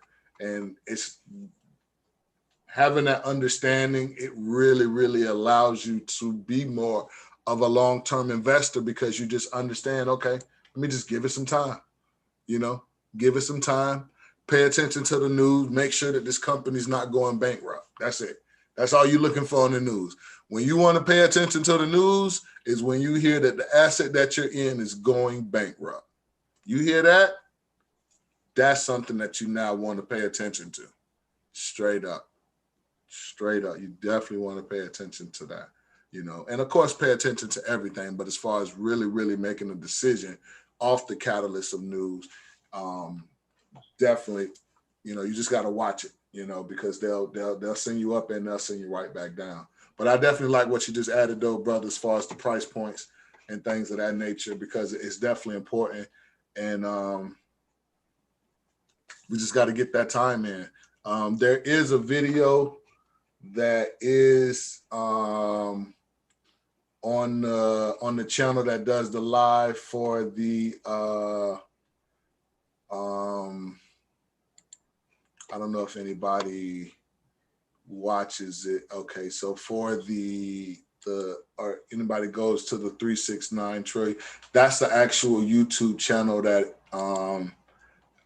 you can go and check out any of the recordings. If you go down, I'm just checking right now to make sure that I made it public, that there's these two videos. Okay, no, they're still private. Let me change this to public. Publish. Okay. And now this one, public, publish. So these two videos, as you can see, they're saying trainingview.com tutorial for beginners and part 2 trainingview.com tutorial quick overview. I'm literally on these two particular videos touching every button from here all the way up to here, all the way over here, all the way down, scrolling down here, looking at all this stuff, doing my best to explain and the stuff that I do know, the stuff that I don't know, talking about all of this right here, talking about these. Like, we literally touch on every button on these two particular, that's as you can see, it's 6 hours, and that's because people had questions and I was kind of reiterating certain things and stuff like that. But if you have time, please, with your time, check out these videos so you understand how to navigate and move in here so it doesn't feel so intimidating also. I know that can be another thing. It's like, all right, I may know how to go up here to check on my asset, but once I go past here or get past here, I'm really kind of limited on my knowledge, on my experience on what to do and how to look at other things or add drawings to it or scroll in, scroll out. I talk about all those things and I go over all those different things in the two particular videos right here that I just made public. So please, when you get a chance, definitely check those out. Those will be very, very helpful when it comes to like trying to just get a better understanding of how to use your tool. Like, this is your tool right here. This is your tool. In my opinion, it's very, very important to learn how to use your tools that you're using to work with, so definitely. What's the YouTube channel address? It's 369 trillion. Okay. Comes up right here. Okay. Comes up like with a little black little space. Okay. So, but yeah, definitely please check that out. I did make those public. I have some other private courses that I did with some other people. That's why they're private. So, but this one I'll make public. Please check those out. Those will really, really help you just number one, first, how to use this. And that'll make a really, really big difference. Being able to put alerts on here and sync it to your phone, sync it to your emails, sync it to the app that's on your phone, things of that nature. That's humongous, especially for anybody that has a job and they can't really check on it. Learn how to set alerts. So now, let's just say that you do want it to trade while you're at work. If you get an alert that your asset has hit a certain price point, you may be able to step to the bathroom real quick or step away from whatever you're doing and go sell something real quick or get into something real quick and then go right back to work and wait for your alert. It's just all on your flexibility with your job. But this particular app does have the capabilities to send out alerts to you and let you know, hey, your asset, it has gone down to where you want it to down here, so you can get in and now you can ride it all the way up. And you can also set your price point at the top for an alert, and it'll let you know, hey, your asset's going all the way up to here. You may want to sell, So really, really take advantage of this particular site. It's free. You don't have to pay for the subscription. If you pay for the subscription, you definitely get a lot more or a little bit more, but do know that you can be profitable just by getting the free subscription. So definitely going to stress that. Please, use your tool. Definitely use your Thank tool. you. Thank you. Definitely use your tool. Ask questions. You know what I'm saying? Anything else? I just walked back in, but if you were speaking on TradingView, yeah. If you want to utilize the alerts, you will have to pay for that one. Oh, you got to pay to have the alerts? Yeah, to have alerts on that, you gotta pay that to set. Yeah, Oh. alert. So it's definitely worth paying for it. Well, okay, yeah, because it's like what, 12 to 15 bucks a month if you try to do it monthly? Yeah, if you're trying to do it monthly, yeah. Yeah. I went ahead, I can't lie. It was like 150 for the year. Yeah, that's So what I did. I just paid the whole year off. I just paid the year The because best way you get the best deal like that. yeah, you get a better deal. And then of course, I'm on it all the time, every day. You know what I'm saying? So it's definitely a part of it's a part It's of a how tool belt. You can't go fishing without a fishing pole. So Right. And then I definitely don't want to go fishing with a limited tackle box. exactly. Because going fishing for me is how I feed, myself daily. You know what I'm saying? It's not just always long-term investments. You know what I'm saying? Exactly.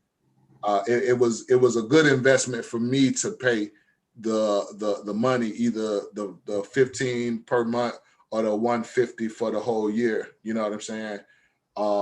But anybody who is, say, just long-term and you may not have the time or even the money right now, don't let that discourage you. You can still take advantage and be profitable, because I was using the free one, brother. Remember, I was using because I think they give you the first 30 days. They're gonna give you a good version for like the first 30 days when you sign up anyway, usually.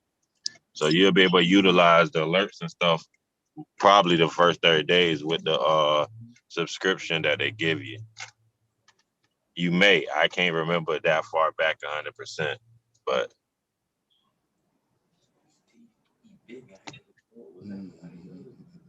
yeah, no, definitely. I like that. And I appreciate you dropping that information. no problem. Also, let me see. Anything else?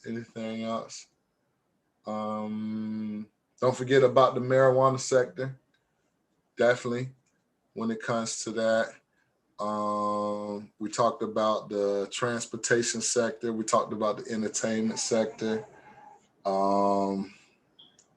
What else?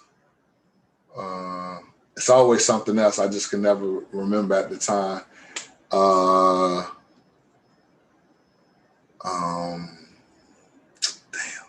Oh, I like that shirt that cousin Dev had on in the whatchamacallit, that red and black round table shirt.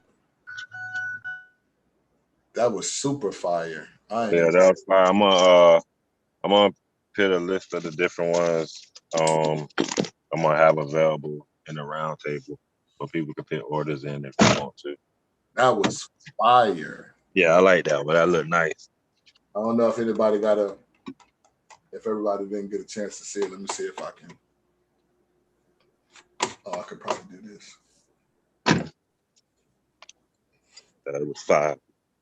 Yeah, that was fire right there. That was fire right there. I like that. And it had the little glitter on there, so the little black, that was kind of fire right there. I was like, damn, I was mad that wasn't my shirt.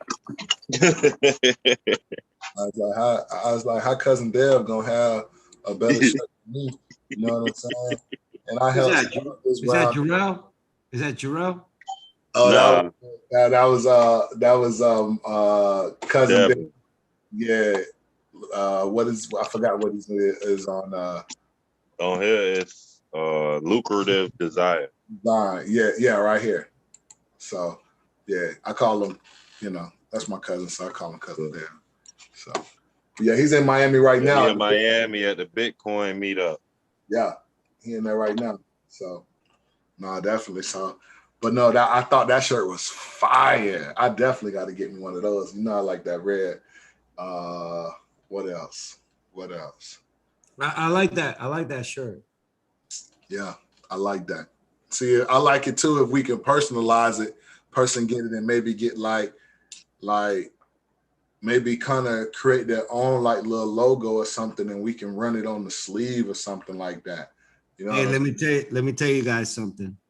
I like that. I put on my round table Sorry for shirt. the inconvenience of your time. You know what I mean?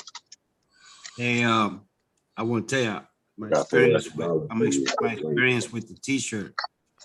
I put Don't on the shirt and I went to Winn-Dixie down the street from me. Right. I'm at the cash register to pay. And the guy who's behind me, he sees my shirt, he goes, "Hey, are you a cryptocurrency investor or are you a stock market investor?" Last time I got some y'all said And I looked at him and I said, "Both." Evan, you a wild dude, man. And then he goes, then I said to him, what made you ask me that? And he goes, "Your shirt." Yeah. Yeah, man. Yeah, That's man. yeah, man. Now the shirt doing what it's supposed to do. It's supposed to spark that interest. I gotta see the one I got. I got one to where I just got the plate with the fork and the spoon on that. That one's really hard. It's a nice size. It's in the middle. That one to me, I really like that one because it's one of those shirts that make you ask questions like, well, what does that mean? You know what I'm saying? Like, what does the plate and the spoon mean? You know what I'm saying? Yeah, see, I've got that one that has the plate and the spoon in the middle with the fork, but I also have the chart with the candles. Oh yeah. So that bitch charged like that. Yeah, that's definitely. That's I like, definitely. yeah, he got. What this bitch is? It's like the thing. Yeah, I have a big picture one. Those charts in there. Yeah, I like that. I like that. That's big. I like that. Yeah, I liked it too. Hell yes, I I'm remember I used to be trying to act like the Ghostbusters, boy. Anything. Yeah, I thought that was pretty cool. Down the hallway. Anything else? You get old in our imagination. That's pretty much it for me, boss. I'm gonna call it a night, man. I'm gonna let you guys go.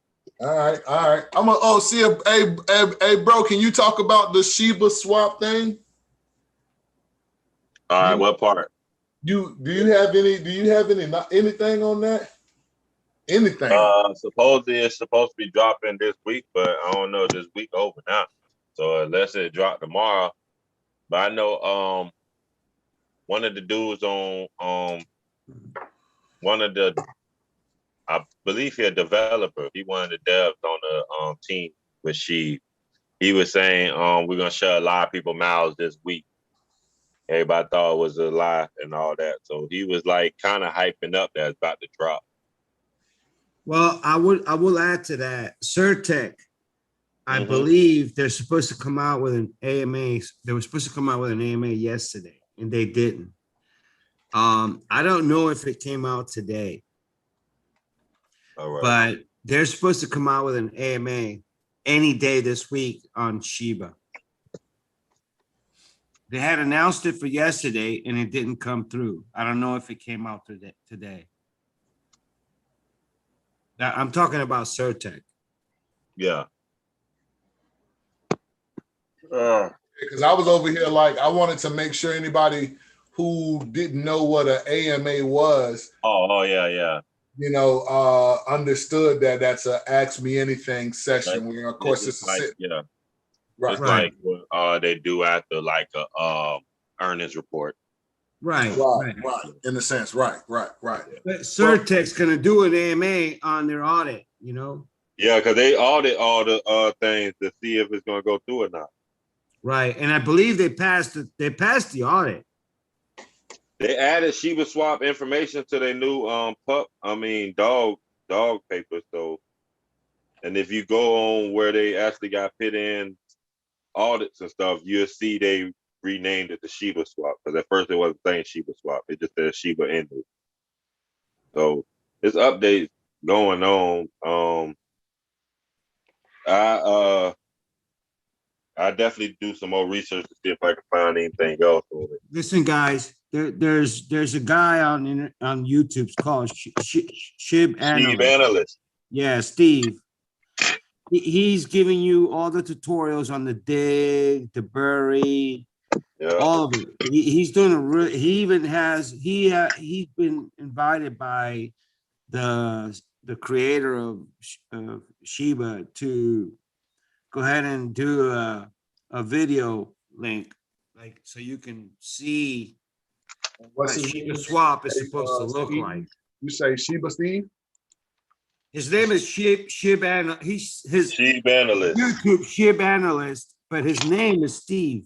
Yeah, his name. Oh, okay. This And right here? right here, Hey, he's got Sheba Steve is a good name though. Sheba yeah, Steve. you ain't kidding. But he's got tutorials out on what Shiba, and you know what I think? I'm trying to put two and two together here. You know, Right. Coinbase, recently decided to add Shiba Inu. And the reason I think that happened is because there's only two wallets that are allowed when Shiba Swap opens for you to use to merge to Shiba Swap. Coinbase And, That's wallet. MetaMask and who? Coinbase wallet, Coin wallet. Yeah. So I believe that Coinbase had to accept Shiba Inu before Shiba Swap comes out because of the Coinbase wallet that Shiba Swap is going to have for you to kind of, I guess what they call is merge Shiba Swap to your wallet. No, yeah, you're gonna be able to use the debts. I mean the dApps. Right. Those are the only dApps that's gonna connect.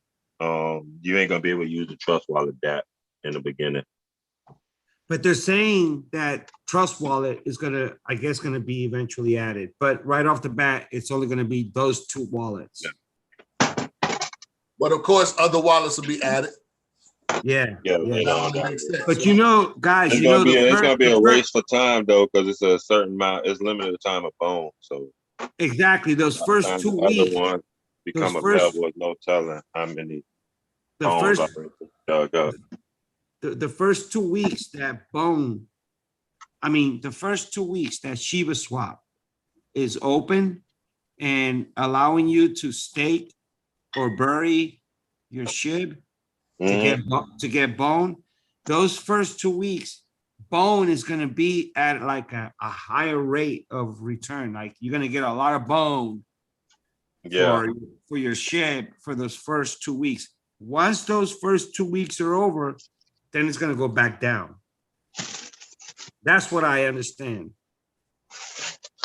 That makes sense. So it probably won't. It's going to be a limited amount of people that's going to be able to bury or something. No, No, it's gonna be a first come, first served basis. But if you're waiting for exactly. other apps to get accepted on Shiba Swap, like if you wait for Trust Wallet to get accepted in order to utilize Shiba Swap, you ain't gonna get as good as prices as the people that first get on there. Like I'm thinking they're using it as an initiative to use Shiba Swap in the beginning. Because you're gonna get all these good prices that ain't gonna be available. Right. Exactly. But it's also gonna be some type of risk, I feel, with Shiba Swap being new. That's what anything comes down to. Well, it could crash. I mean, Is anything could happen. that popularity wise? Is that a good thing? I mean, it's a good thing, but I mean, if the system crashes and it takes a few days to come back online, I mean, I'm thinking they're gonna give us those few days back. I mean, I don't know. They'll figure something out. But the fact is, Bone is not available to purchase. You have to bury or stake or dig, whatever. How much Shiba do you have to bury to get a bone? I don't know that answer. I don't know it. But I do know this much. For you to create, I want to say a bone folio, or Bone folio?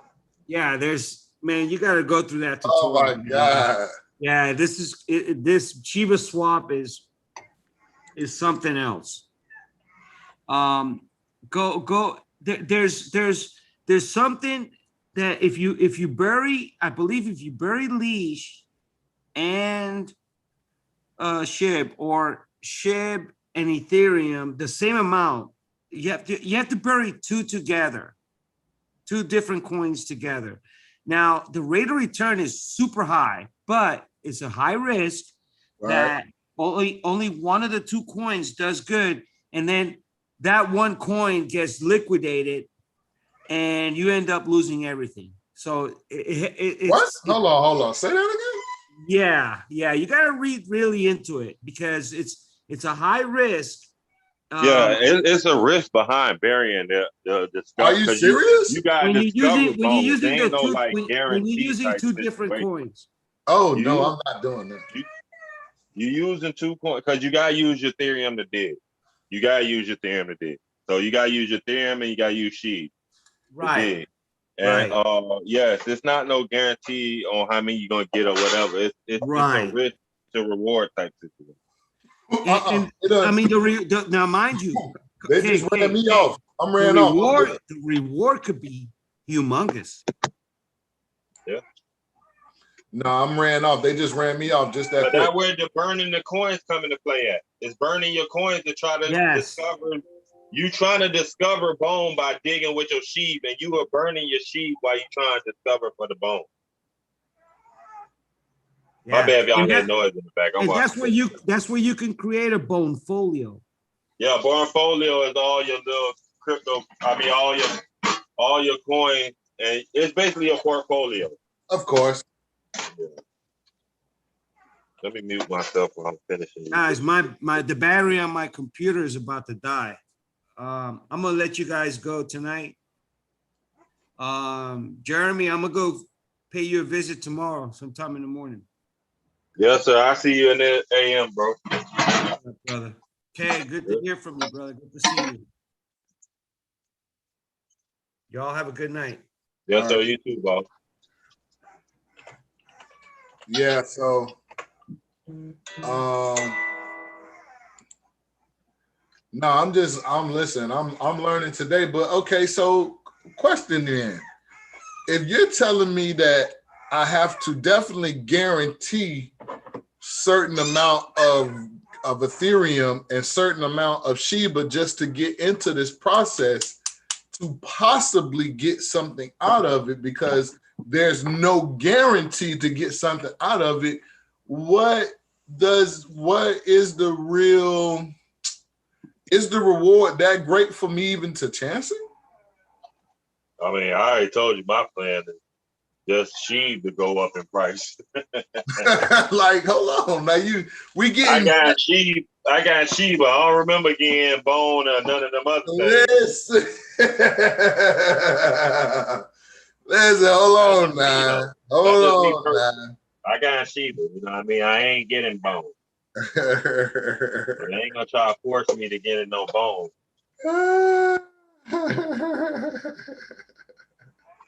Listen, man, that's just too funny. After Shiba hit that penny, I happily purchased me some Bone. I'm not doing none of that shit. No, it was Shiba hit a penny. I purchased me like a couple Bones. Man, hold on. I bought some. You and effing just said, you just gave me another reason why I'm not doing that shit. Like, I'm not doing that shit. I don't deal with nothing that just came out like that. A system like that, that's like buying a new PS5 when it first came out. People had problems. Nah, man, this is totally different than a new system. This is, you just told me that I got to spend Shiba and Ethereum to possibly, you didn't say guaranteed get a bone, possibly get a bone. And it's literally like I'm racing with other people who out there to get bones too. Yeah. But that's where the burning aspect come in. Y'all gonna help the whole ecosystem, man. Go get them bones. Hold on. You gonna help the whole Shiba so system. you're telling So you're telling me that my mathematical logic kicked in correctly, and I should just stay away from that and just hold. Because I mean, that's what my logic saying. I mean, mathematically, if you want to help the ecosystem and burn your Doge, I mean your Shiba, bro, go ahead and dig. You know what they say now? I feel a little tried just did. Hey, what they was, the archaeologist? They ain't finding Yeah, bone every time they dig. Go ahead. I feel a little tried. I ain't gonna even lie. And that's what they call archaeologists. Ask them if they found a bone every time they was digging. Right. I feel a little tried, bro. Like, nah, sir, we don't find a bone every time we dig. We dig in hopes of finding bones. Right. So I took that same concept. Right. Like, hold on. No. Yeah, y'all might find a bone. Listen, you just said a mouthful right there that just kind of, because I can't lie, I was thinking, remember we was talking last time, was like, well, maybe I'll buy some Shiba and then just do it just for that. You know what I'm saying? To kind of help with the ecosystem. And I was like, shit, I could help with the ecosystem and pick up, like, you know what I'm saying, the little bone things or whatever, because I'm participating. So they taking my money and they're going to reward me for using my actual money. No, you're telling me that there's a possibility that I cannot be rewarded? No. You're still helping the ecosystem, though. Listen, bro, I'm going to definitely help the ecosystem by FOMOing. I'll drop something I'll drop something every day, every hour about Shiba on all my sites. Oh, man. I'll definitely help. That's helping out the ecosystem. Grab Shiba. Right. Shiba in it. Right. So you telling me some people are burning their sheep while others are holding their sheep? Who's gonna? And that's the thing, they're giving you an asset that's high in price, but you won't be able to get a lot of them. Bone is less amount of bone, so people look at it like that's the more valuable one because the amount it is. But you talk about, yes, it's gonna be a store of value type shit. It's like a Bitcoin type shit. You know what I'm saying? It's not. It's just a store of value. It's not what's. You don't watch this. You don't use bone to bury. You use Shiba to bury. Yeah. Utility. You feel what I'm saying? It's not utility. It's just another coin that's just costs more. It's like top shelf shit. That bone is that Spark token SRP trying to talk about. Oh. Right. Yeah, nah. So nah, I think I'm a buy Shiba while that's going on. You ain't gonna buy most. You ain't gonna buy no bone. Listen, I'm gonna buy more Shiba. Hey. I'm gonna buy more Shiba. I'm gonna buy more Shiba because other people are burning the moon. I think that's the smartest thing for me. But bones go to the moon though. I know, but I don't even need Shiba to go to the moon. All I need the Shiba is to hit a little mountaintop. It can still stay in this stratosphere. Shit. Yeah. Shiba hit a certain hill, nigga. I'm with these. I don't need it to hit the moon. That's the thing. Other people gonna need it to hit the moon. They done basically burnt off some of their Shiba. You're gonna be burning your Shiba to dig. That's what's gonna happen. I get it now. You're gonna burn Shiba to dig. That sounds very logical. Like, okay, boom, let's burn it off. Let's help burn it off. And to help burn it off, you're gonna reward people with this other token. You know what I'm saying? While they just made the token that they had more valuable. Damn, that's so psychological right there. To have a person get a certain token and use that token to get rid of that token to get a whole nother token, even though the token that they're getting rid of is going up in value, but they want to get the other token. That's crazy. Yeah, that's crazy. That's crazy. But you possibly, but I ain't doing it. I mean, I got some Shiba that I'm willing to, help the You ecosystem gonna out with. sacrifice them. Listen, instead of sacrificing those to the ecosystem, just give them to me. But I might get some bone and they're gonna go to the moon.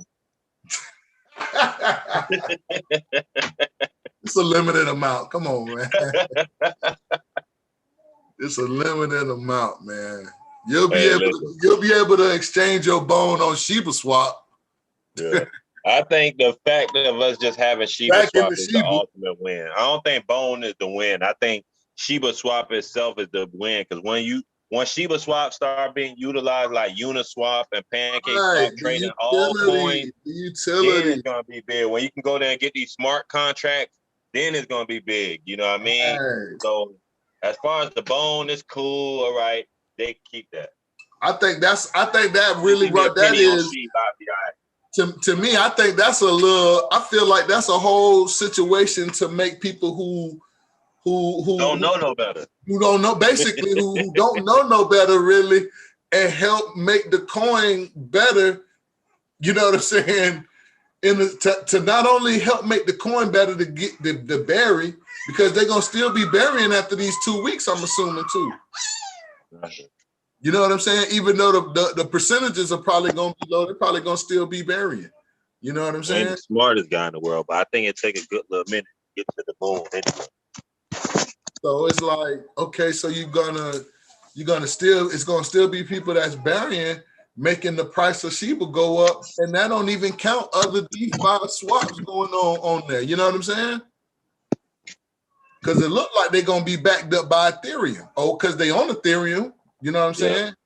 So and now all these coins trying to go DeFi now, so that DeFi space is gonna be a hard one to choose to soon. There's gonna be so many coins that just jumping in it because it's hype. It's literally gonna be like you can buy every company to them, that not every person, but every business is gonna have their own coin. Mm-hmm. Every business is gonna be like Chuck E. Cheese. When you get to the door, you gotta transfer your money into Chuck E. Cheese money. Straight up. And then whenever you if you got extra Chuck E. Cheese money and you want to transfer it back over, I don't know, they may allow you to, depending on, but you may have to walk out of there with some tokens that you can only use there. Yeah. That may be a situation too. So, it's just one of those things. But yeah, man, that's definitely very interesting. You know what I'm saying? So I'm like you. I'm excited for the burn. I'm excited for the barriers. I'm excited for everybody who wants to get involved in that and go head first into it. Spend as much Shiba as you can, millions of it. You know what I'm saying? Don't throw your whole 100 mil, 200 mil in that thing. 100 mil in there for 10 of them bones. You know what I'm saying? 10 of them bones. Do that. You know what I'm saying? For the Shiba, do that. I'm okay with that. I myself, I'm not going to be burying. I'm not going to be digging. It's been a tough year for me this year. I'm doing enough. I did enough burying this year. I did enough. It just doesn't logically, mathematically make sense for me to. K. Queen, this way. The K. It doesn't make sense for me to spend Shiba to bury or to dig to possibly get a bone, and then there's no guarantee that you're going to get a bone. But in the process of you digging to get a bone, you're spending Shiba, which creates the burn effect and creates the scarcity to where Shiba itself goes up in price, but you're losing your Shiba to go chase something else. I don't think mathematically, I want to be on the side of the person that's spending their Shiba versus being one of the people that just held on to their Shiba. Yeah, I'm a holder. And buy more Shiba. That's exactly what you're doing. You're spending it. Right. You're spending it. You know what I'm saying? Like they're not really saying it like that. They're using the word, you're using Shiba to dig versus saying, hey, you got to spend Shiba. Shiba costs money. You paid money for Shiba. You know what I'm saying? you're going to spend money to dig and possibly, keyword possibly, get a bone. I don't know if I want to possibly put my guaranteed Shiba in that process. You either gonna get a bone or feel like you got bone. One or two, boy. You're going to get a bone or felt like you got boned. I'm going to stay out of that bone. I'm going to stay away from the bone zone. Straight up, because that's just what it is. That doesn't mathematically make sense. While people are spending their Shiba, I'll be buying Shiba. Yeah. Okay. I just wanted to make sure. It was just because it was kind of sitting on me, you know what I'm saying? And I'm like, well, what's going on? Why do I feel weird about this? You know what I'm saying? Why am I not more enthused? Yeah, why am I not more excited to get involved in the digging, the burying, the bone, the leash, all of these different things that they have going on for the asset that I have invested into? And it's like, as I listen to it more and more, it's like, I like it, but I like it only because I'm going to do the opposite of not doing that. But that's like me selling all my VeChain to get VThor. Like, that don't make sense to me. All my VeChain get the gas. I'm gonna get the gas. I mean, both of them hold value. It's just like, you know, they like we're saying, it's a difference between XRP and Doge. You know what I'm saying? It's a difference between XRP and XLM. You know what I'm saying? Just like it's a difference between VeChain and VThor. You know what I'm saying? So you would rather have VeChain versus having VThor, because technically, if you put your VeChain on a VThor wallet, they give you VThor just for holding it there. So yeah, just a little FYI on the VeChain. Anybody that's invested in VeChain, I think they give away free VThor if you just. So yeah, we hold it on the VThor wallet, our trust wallet. Oh, and the trust wallet, you get VThor? Yeah. Mm. I got some on my trust wallet. That's big. That's big. What's going on, Taz? We see you done walked in, you done stepped in the building. What's going on, brother? Peace and love, guys. How y'all doing? You know. Just chilling, checking in to see what's going on and stuff. You know, it's been a crazy week with the cryptos. You know, I like that's mainly my focus or whatever. But it's just a little weird. Now, have you noticed how it was mainly all of them doing pretty much the same thing, but now for some reason, Ethereum and Bitcoin are not following the pattern that they were before? And Bitcoin, Ethereum, Litecoin, they're all pretty much on a downtrend, but Dodge and XRP are pretty much not on an uptrend, but they're in the positive, not the negative anyway. Yeah, it looks like, well, maybe they have, because that's the thing that they can't do. They can't have them, because they're all doing the same thing, but they're doing them on different days around the same time period.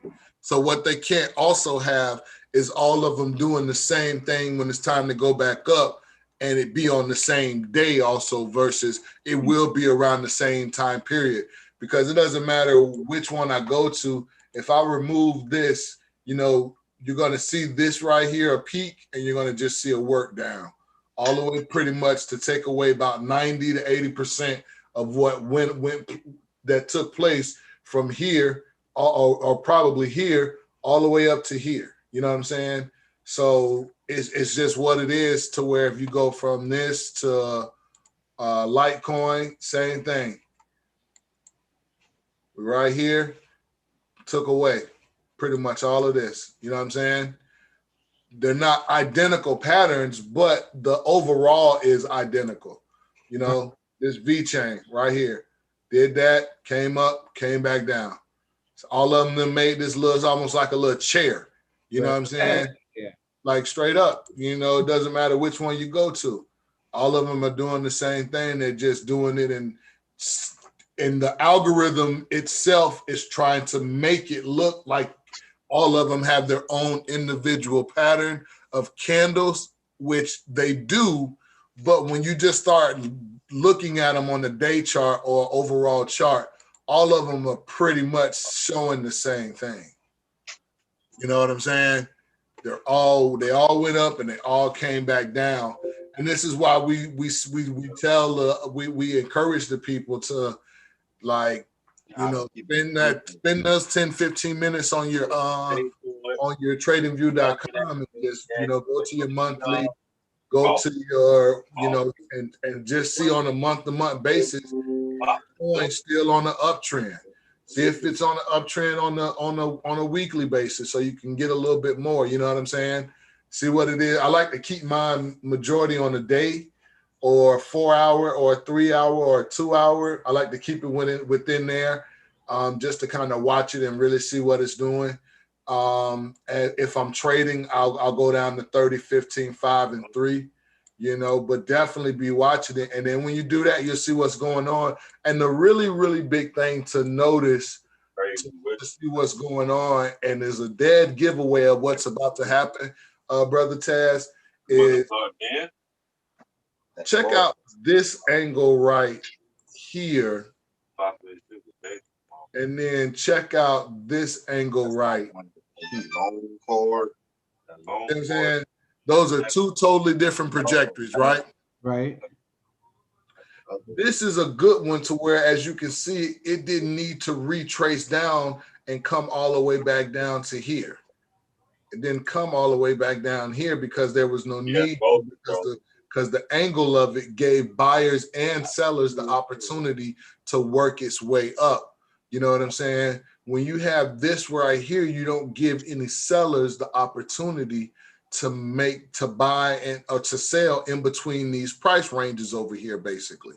So when it shoots up like this, it has to shoot back down. That's why I shot back down to at least right here, even within itself. If you just look at this part from here to here, just within itself, it shot up and then shot right back at least maybe about 60 to 70% back down. You know what I'm saying? So once we as investors can pay attention to the candle structures and how they're forming, then that right there in itself will give us a better understanding of what's going to happen also. Meaning when you look at angles, it's like, okay, boom, not necessarily like this one, but still has a nice diagonal going. It's definitely not going straight up like this one. So it may not need to totally retrace at that particular moment. See what I'm saying? But when you start getting into this right here, that's got to retrace right back down. You know what I'm saying? To this right here. And that's literally like, that's like a nice little something to just kind of, you know what, I'm learning piece by piece, but I understand that certain trajectories of the candles as they group together creates a certain effect on the way back down. You know? Right, most definitely, yeah. So, and what's the story with this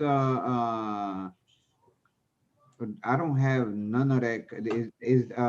That thing that I posted, that FTX, that's an actual coin?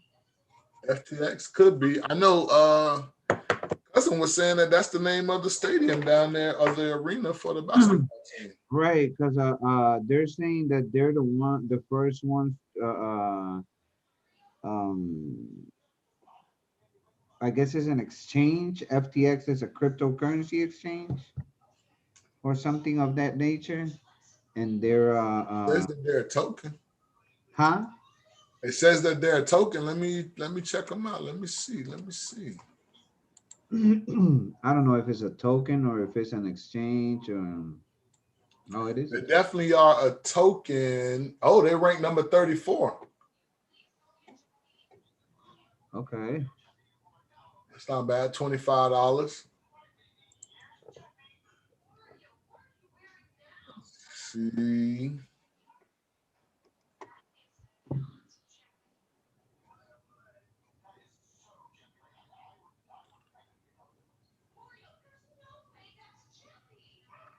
Okay, so it says the team behind the FTX comprised some of the largest crypto traders over the past few years who have found issues with the most mainstream crypto futures exchanges decided to launch their own platform. FTX claims that it stands out due to such features as clawback prevention, a centralized collateral pool, and universal stable coin settlement. In regards to clawback preventions, a significant amount of customers' funds on other derivative exchanges have been claimed by socialized losers. FTX reduces this by using a three-tiered liquidation model. On existing crypto future exchanges, the collateral is fragmented across separate token wallets. This can be difficult for traders as it prevents positions from getting liquidated. On the other hand, FTX derivatives are stable coin settled and only require one universal margin wallet. Other features of the FTT are leverage tokens, which allow traders to put leverage positions without the need to trade on margins. If a trader wants to short Bitcoin with 3x leverage, they can simply buy a 3x short Bitcoin leverage token on the FTX. These tokens are ERC20 compatible and can be listed on any spot exchange. FTX currently offers XRP, BNB, TRX, BTC, ETH, EOS, and USDT and LEO leveraged tokens. Okay. All right. So it sounds like this is an exchange that allows you to do futures and with crypto, which means allows you to short it. Meaning you can bet it going down also. You can bet it going up, but you can also bet it going down. Okay. So that's big. Money will go into that. People will want to do that, especially if, as they're saying, it looks like they're trying to work out the shortcomings of other derivative exchanges that they've had with this thing called clawback prevention. I don't know what clawback is. Yeah, I have no clue neither. Go ahead. I got to look it up now, though, because I don't know what it means. Let's clawback first. The recovery of money already dispersed. Oh, okay. Oh, okay. The recovery. Click on more definitions right quick. Huh? Click on more definitions. I just want to see what else it says. See the little arrow right there where it says translations and more definitions right underneath where you're at. Okay, Yeah. I'm sorry, brother. Yes. Oh, there's nothing else? Okay. I just wanted to make sure there was no other. Something just a little bit more. But now they have clawback prevention.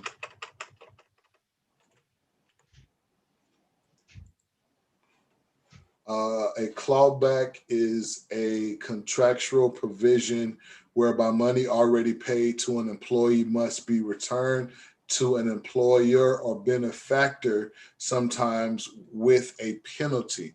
Most clawback preventions are non-negotiable. Clawbacks are typically used in response to misconduct scandals, poor performance, or a drop in company profits. Oh, this sounds like stuff that be going on a lot of times with those MLMs. Right. Wow.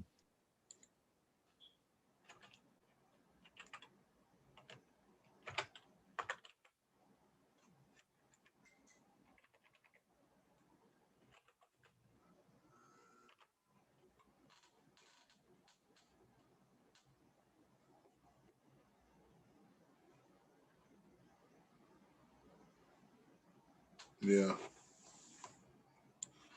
I know they'd be using it.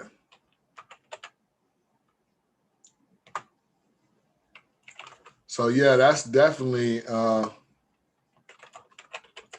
just learned something. I knew that there was something where if you work for somebody or whatever, and they'll front you some money or front load you some money, but they can come back and take it. Or basically, if you're supposed to be getting some money from them in the future, you owe them money. So the money that you're supposed to get in the future, they're going to deduct it from that money that they already feel like you owe or say they owe. To me, those type of concepts right there turn your employees into customers. You know what I'm saying? Like not only are you trying to get your employees to get customers, but you're also making your employees customers also by getting money back from them. But yeah, it's definitely one of those things that goes down. But yeah, that was good to know. That I didn't know about that. When it comes to I didn't know that they had their own exchange, and I didn't know that they had this right here going on. That may be something though, because I definitely want to get into starting to short some of these the cryptos, because like I say, if we'd have knew which exchange or had access to certain exchanges to get on and see this right here take place, to know that this right here is going to take place, and be getting in up here to short it, that it's going to go down to at least here, because we know that we've seen, you know what I'm saying? We see the wicks that's going on. That would have been a power move. You know what I'm saying? Super power move. So, but yeah. So, let's see. But yeah, no, definitely, man. Wonderful show, wonderful information. Definitely appreciate everybody that came through. I'm gonna go ahead and start recording right now, and we appreciate everybody that came through the round table.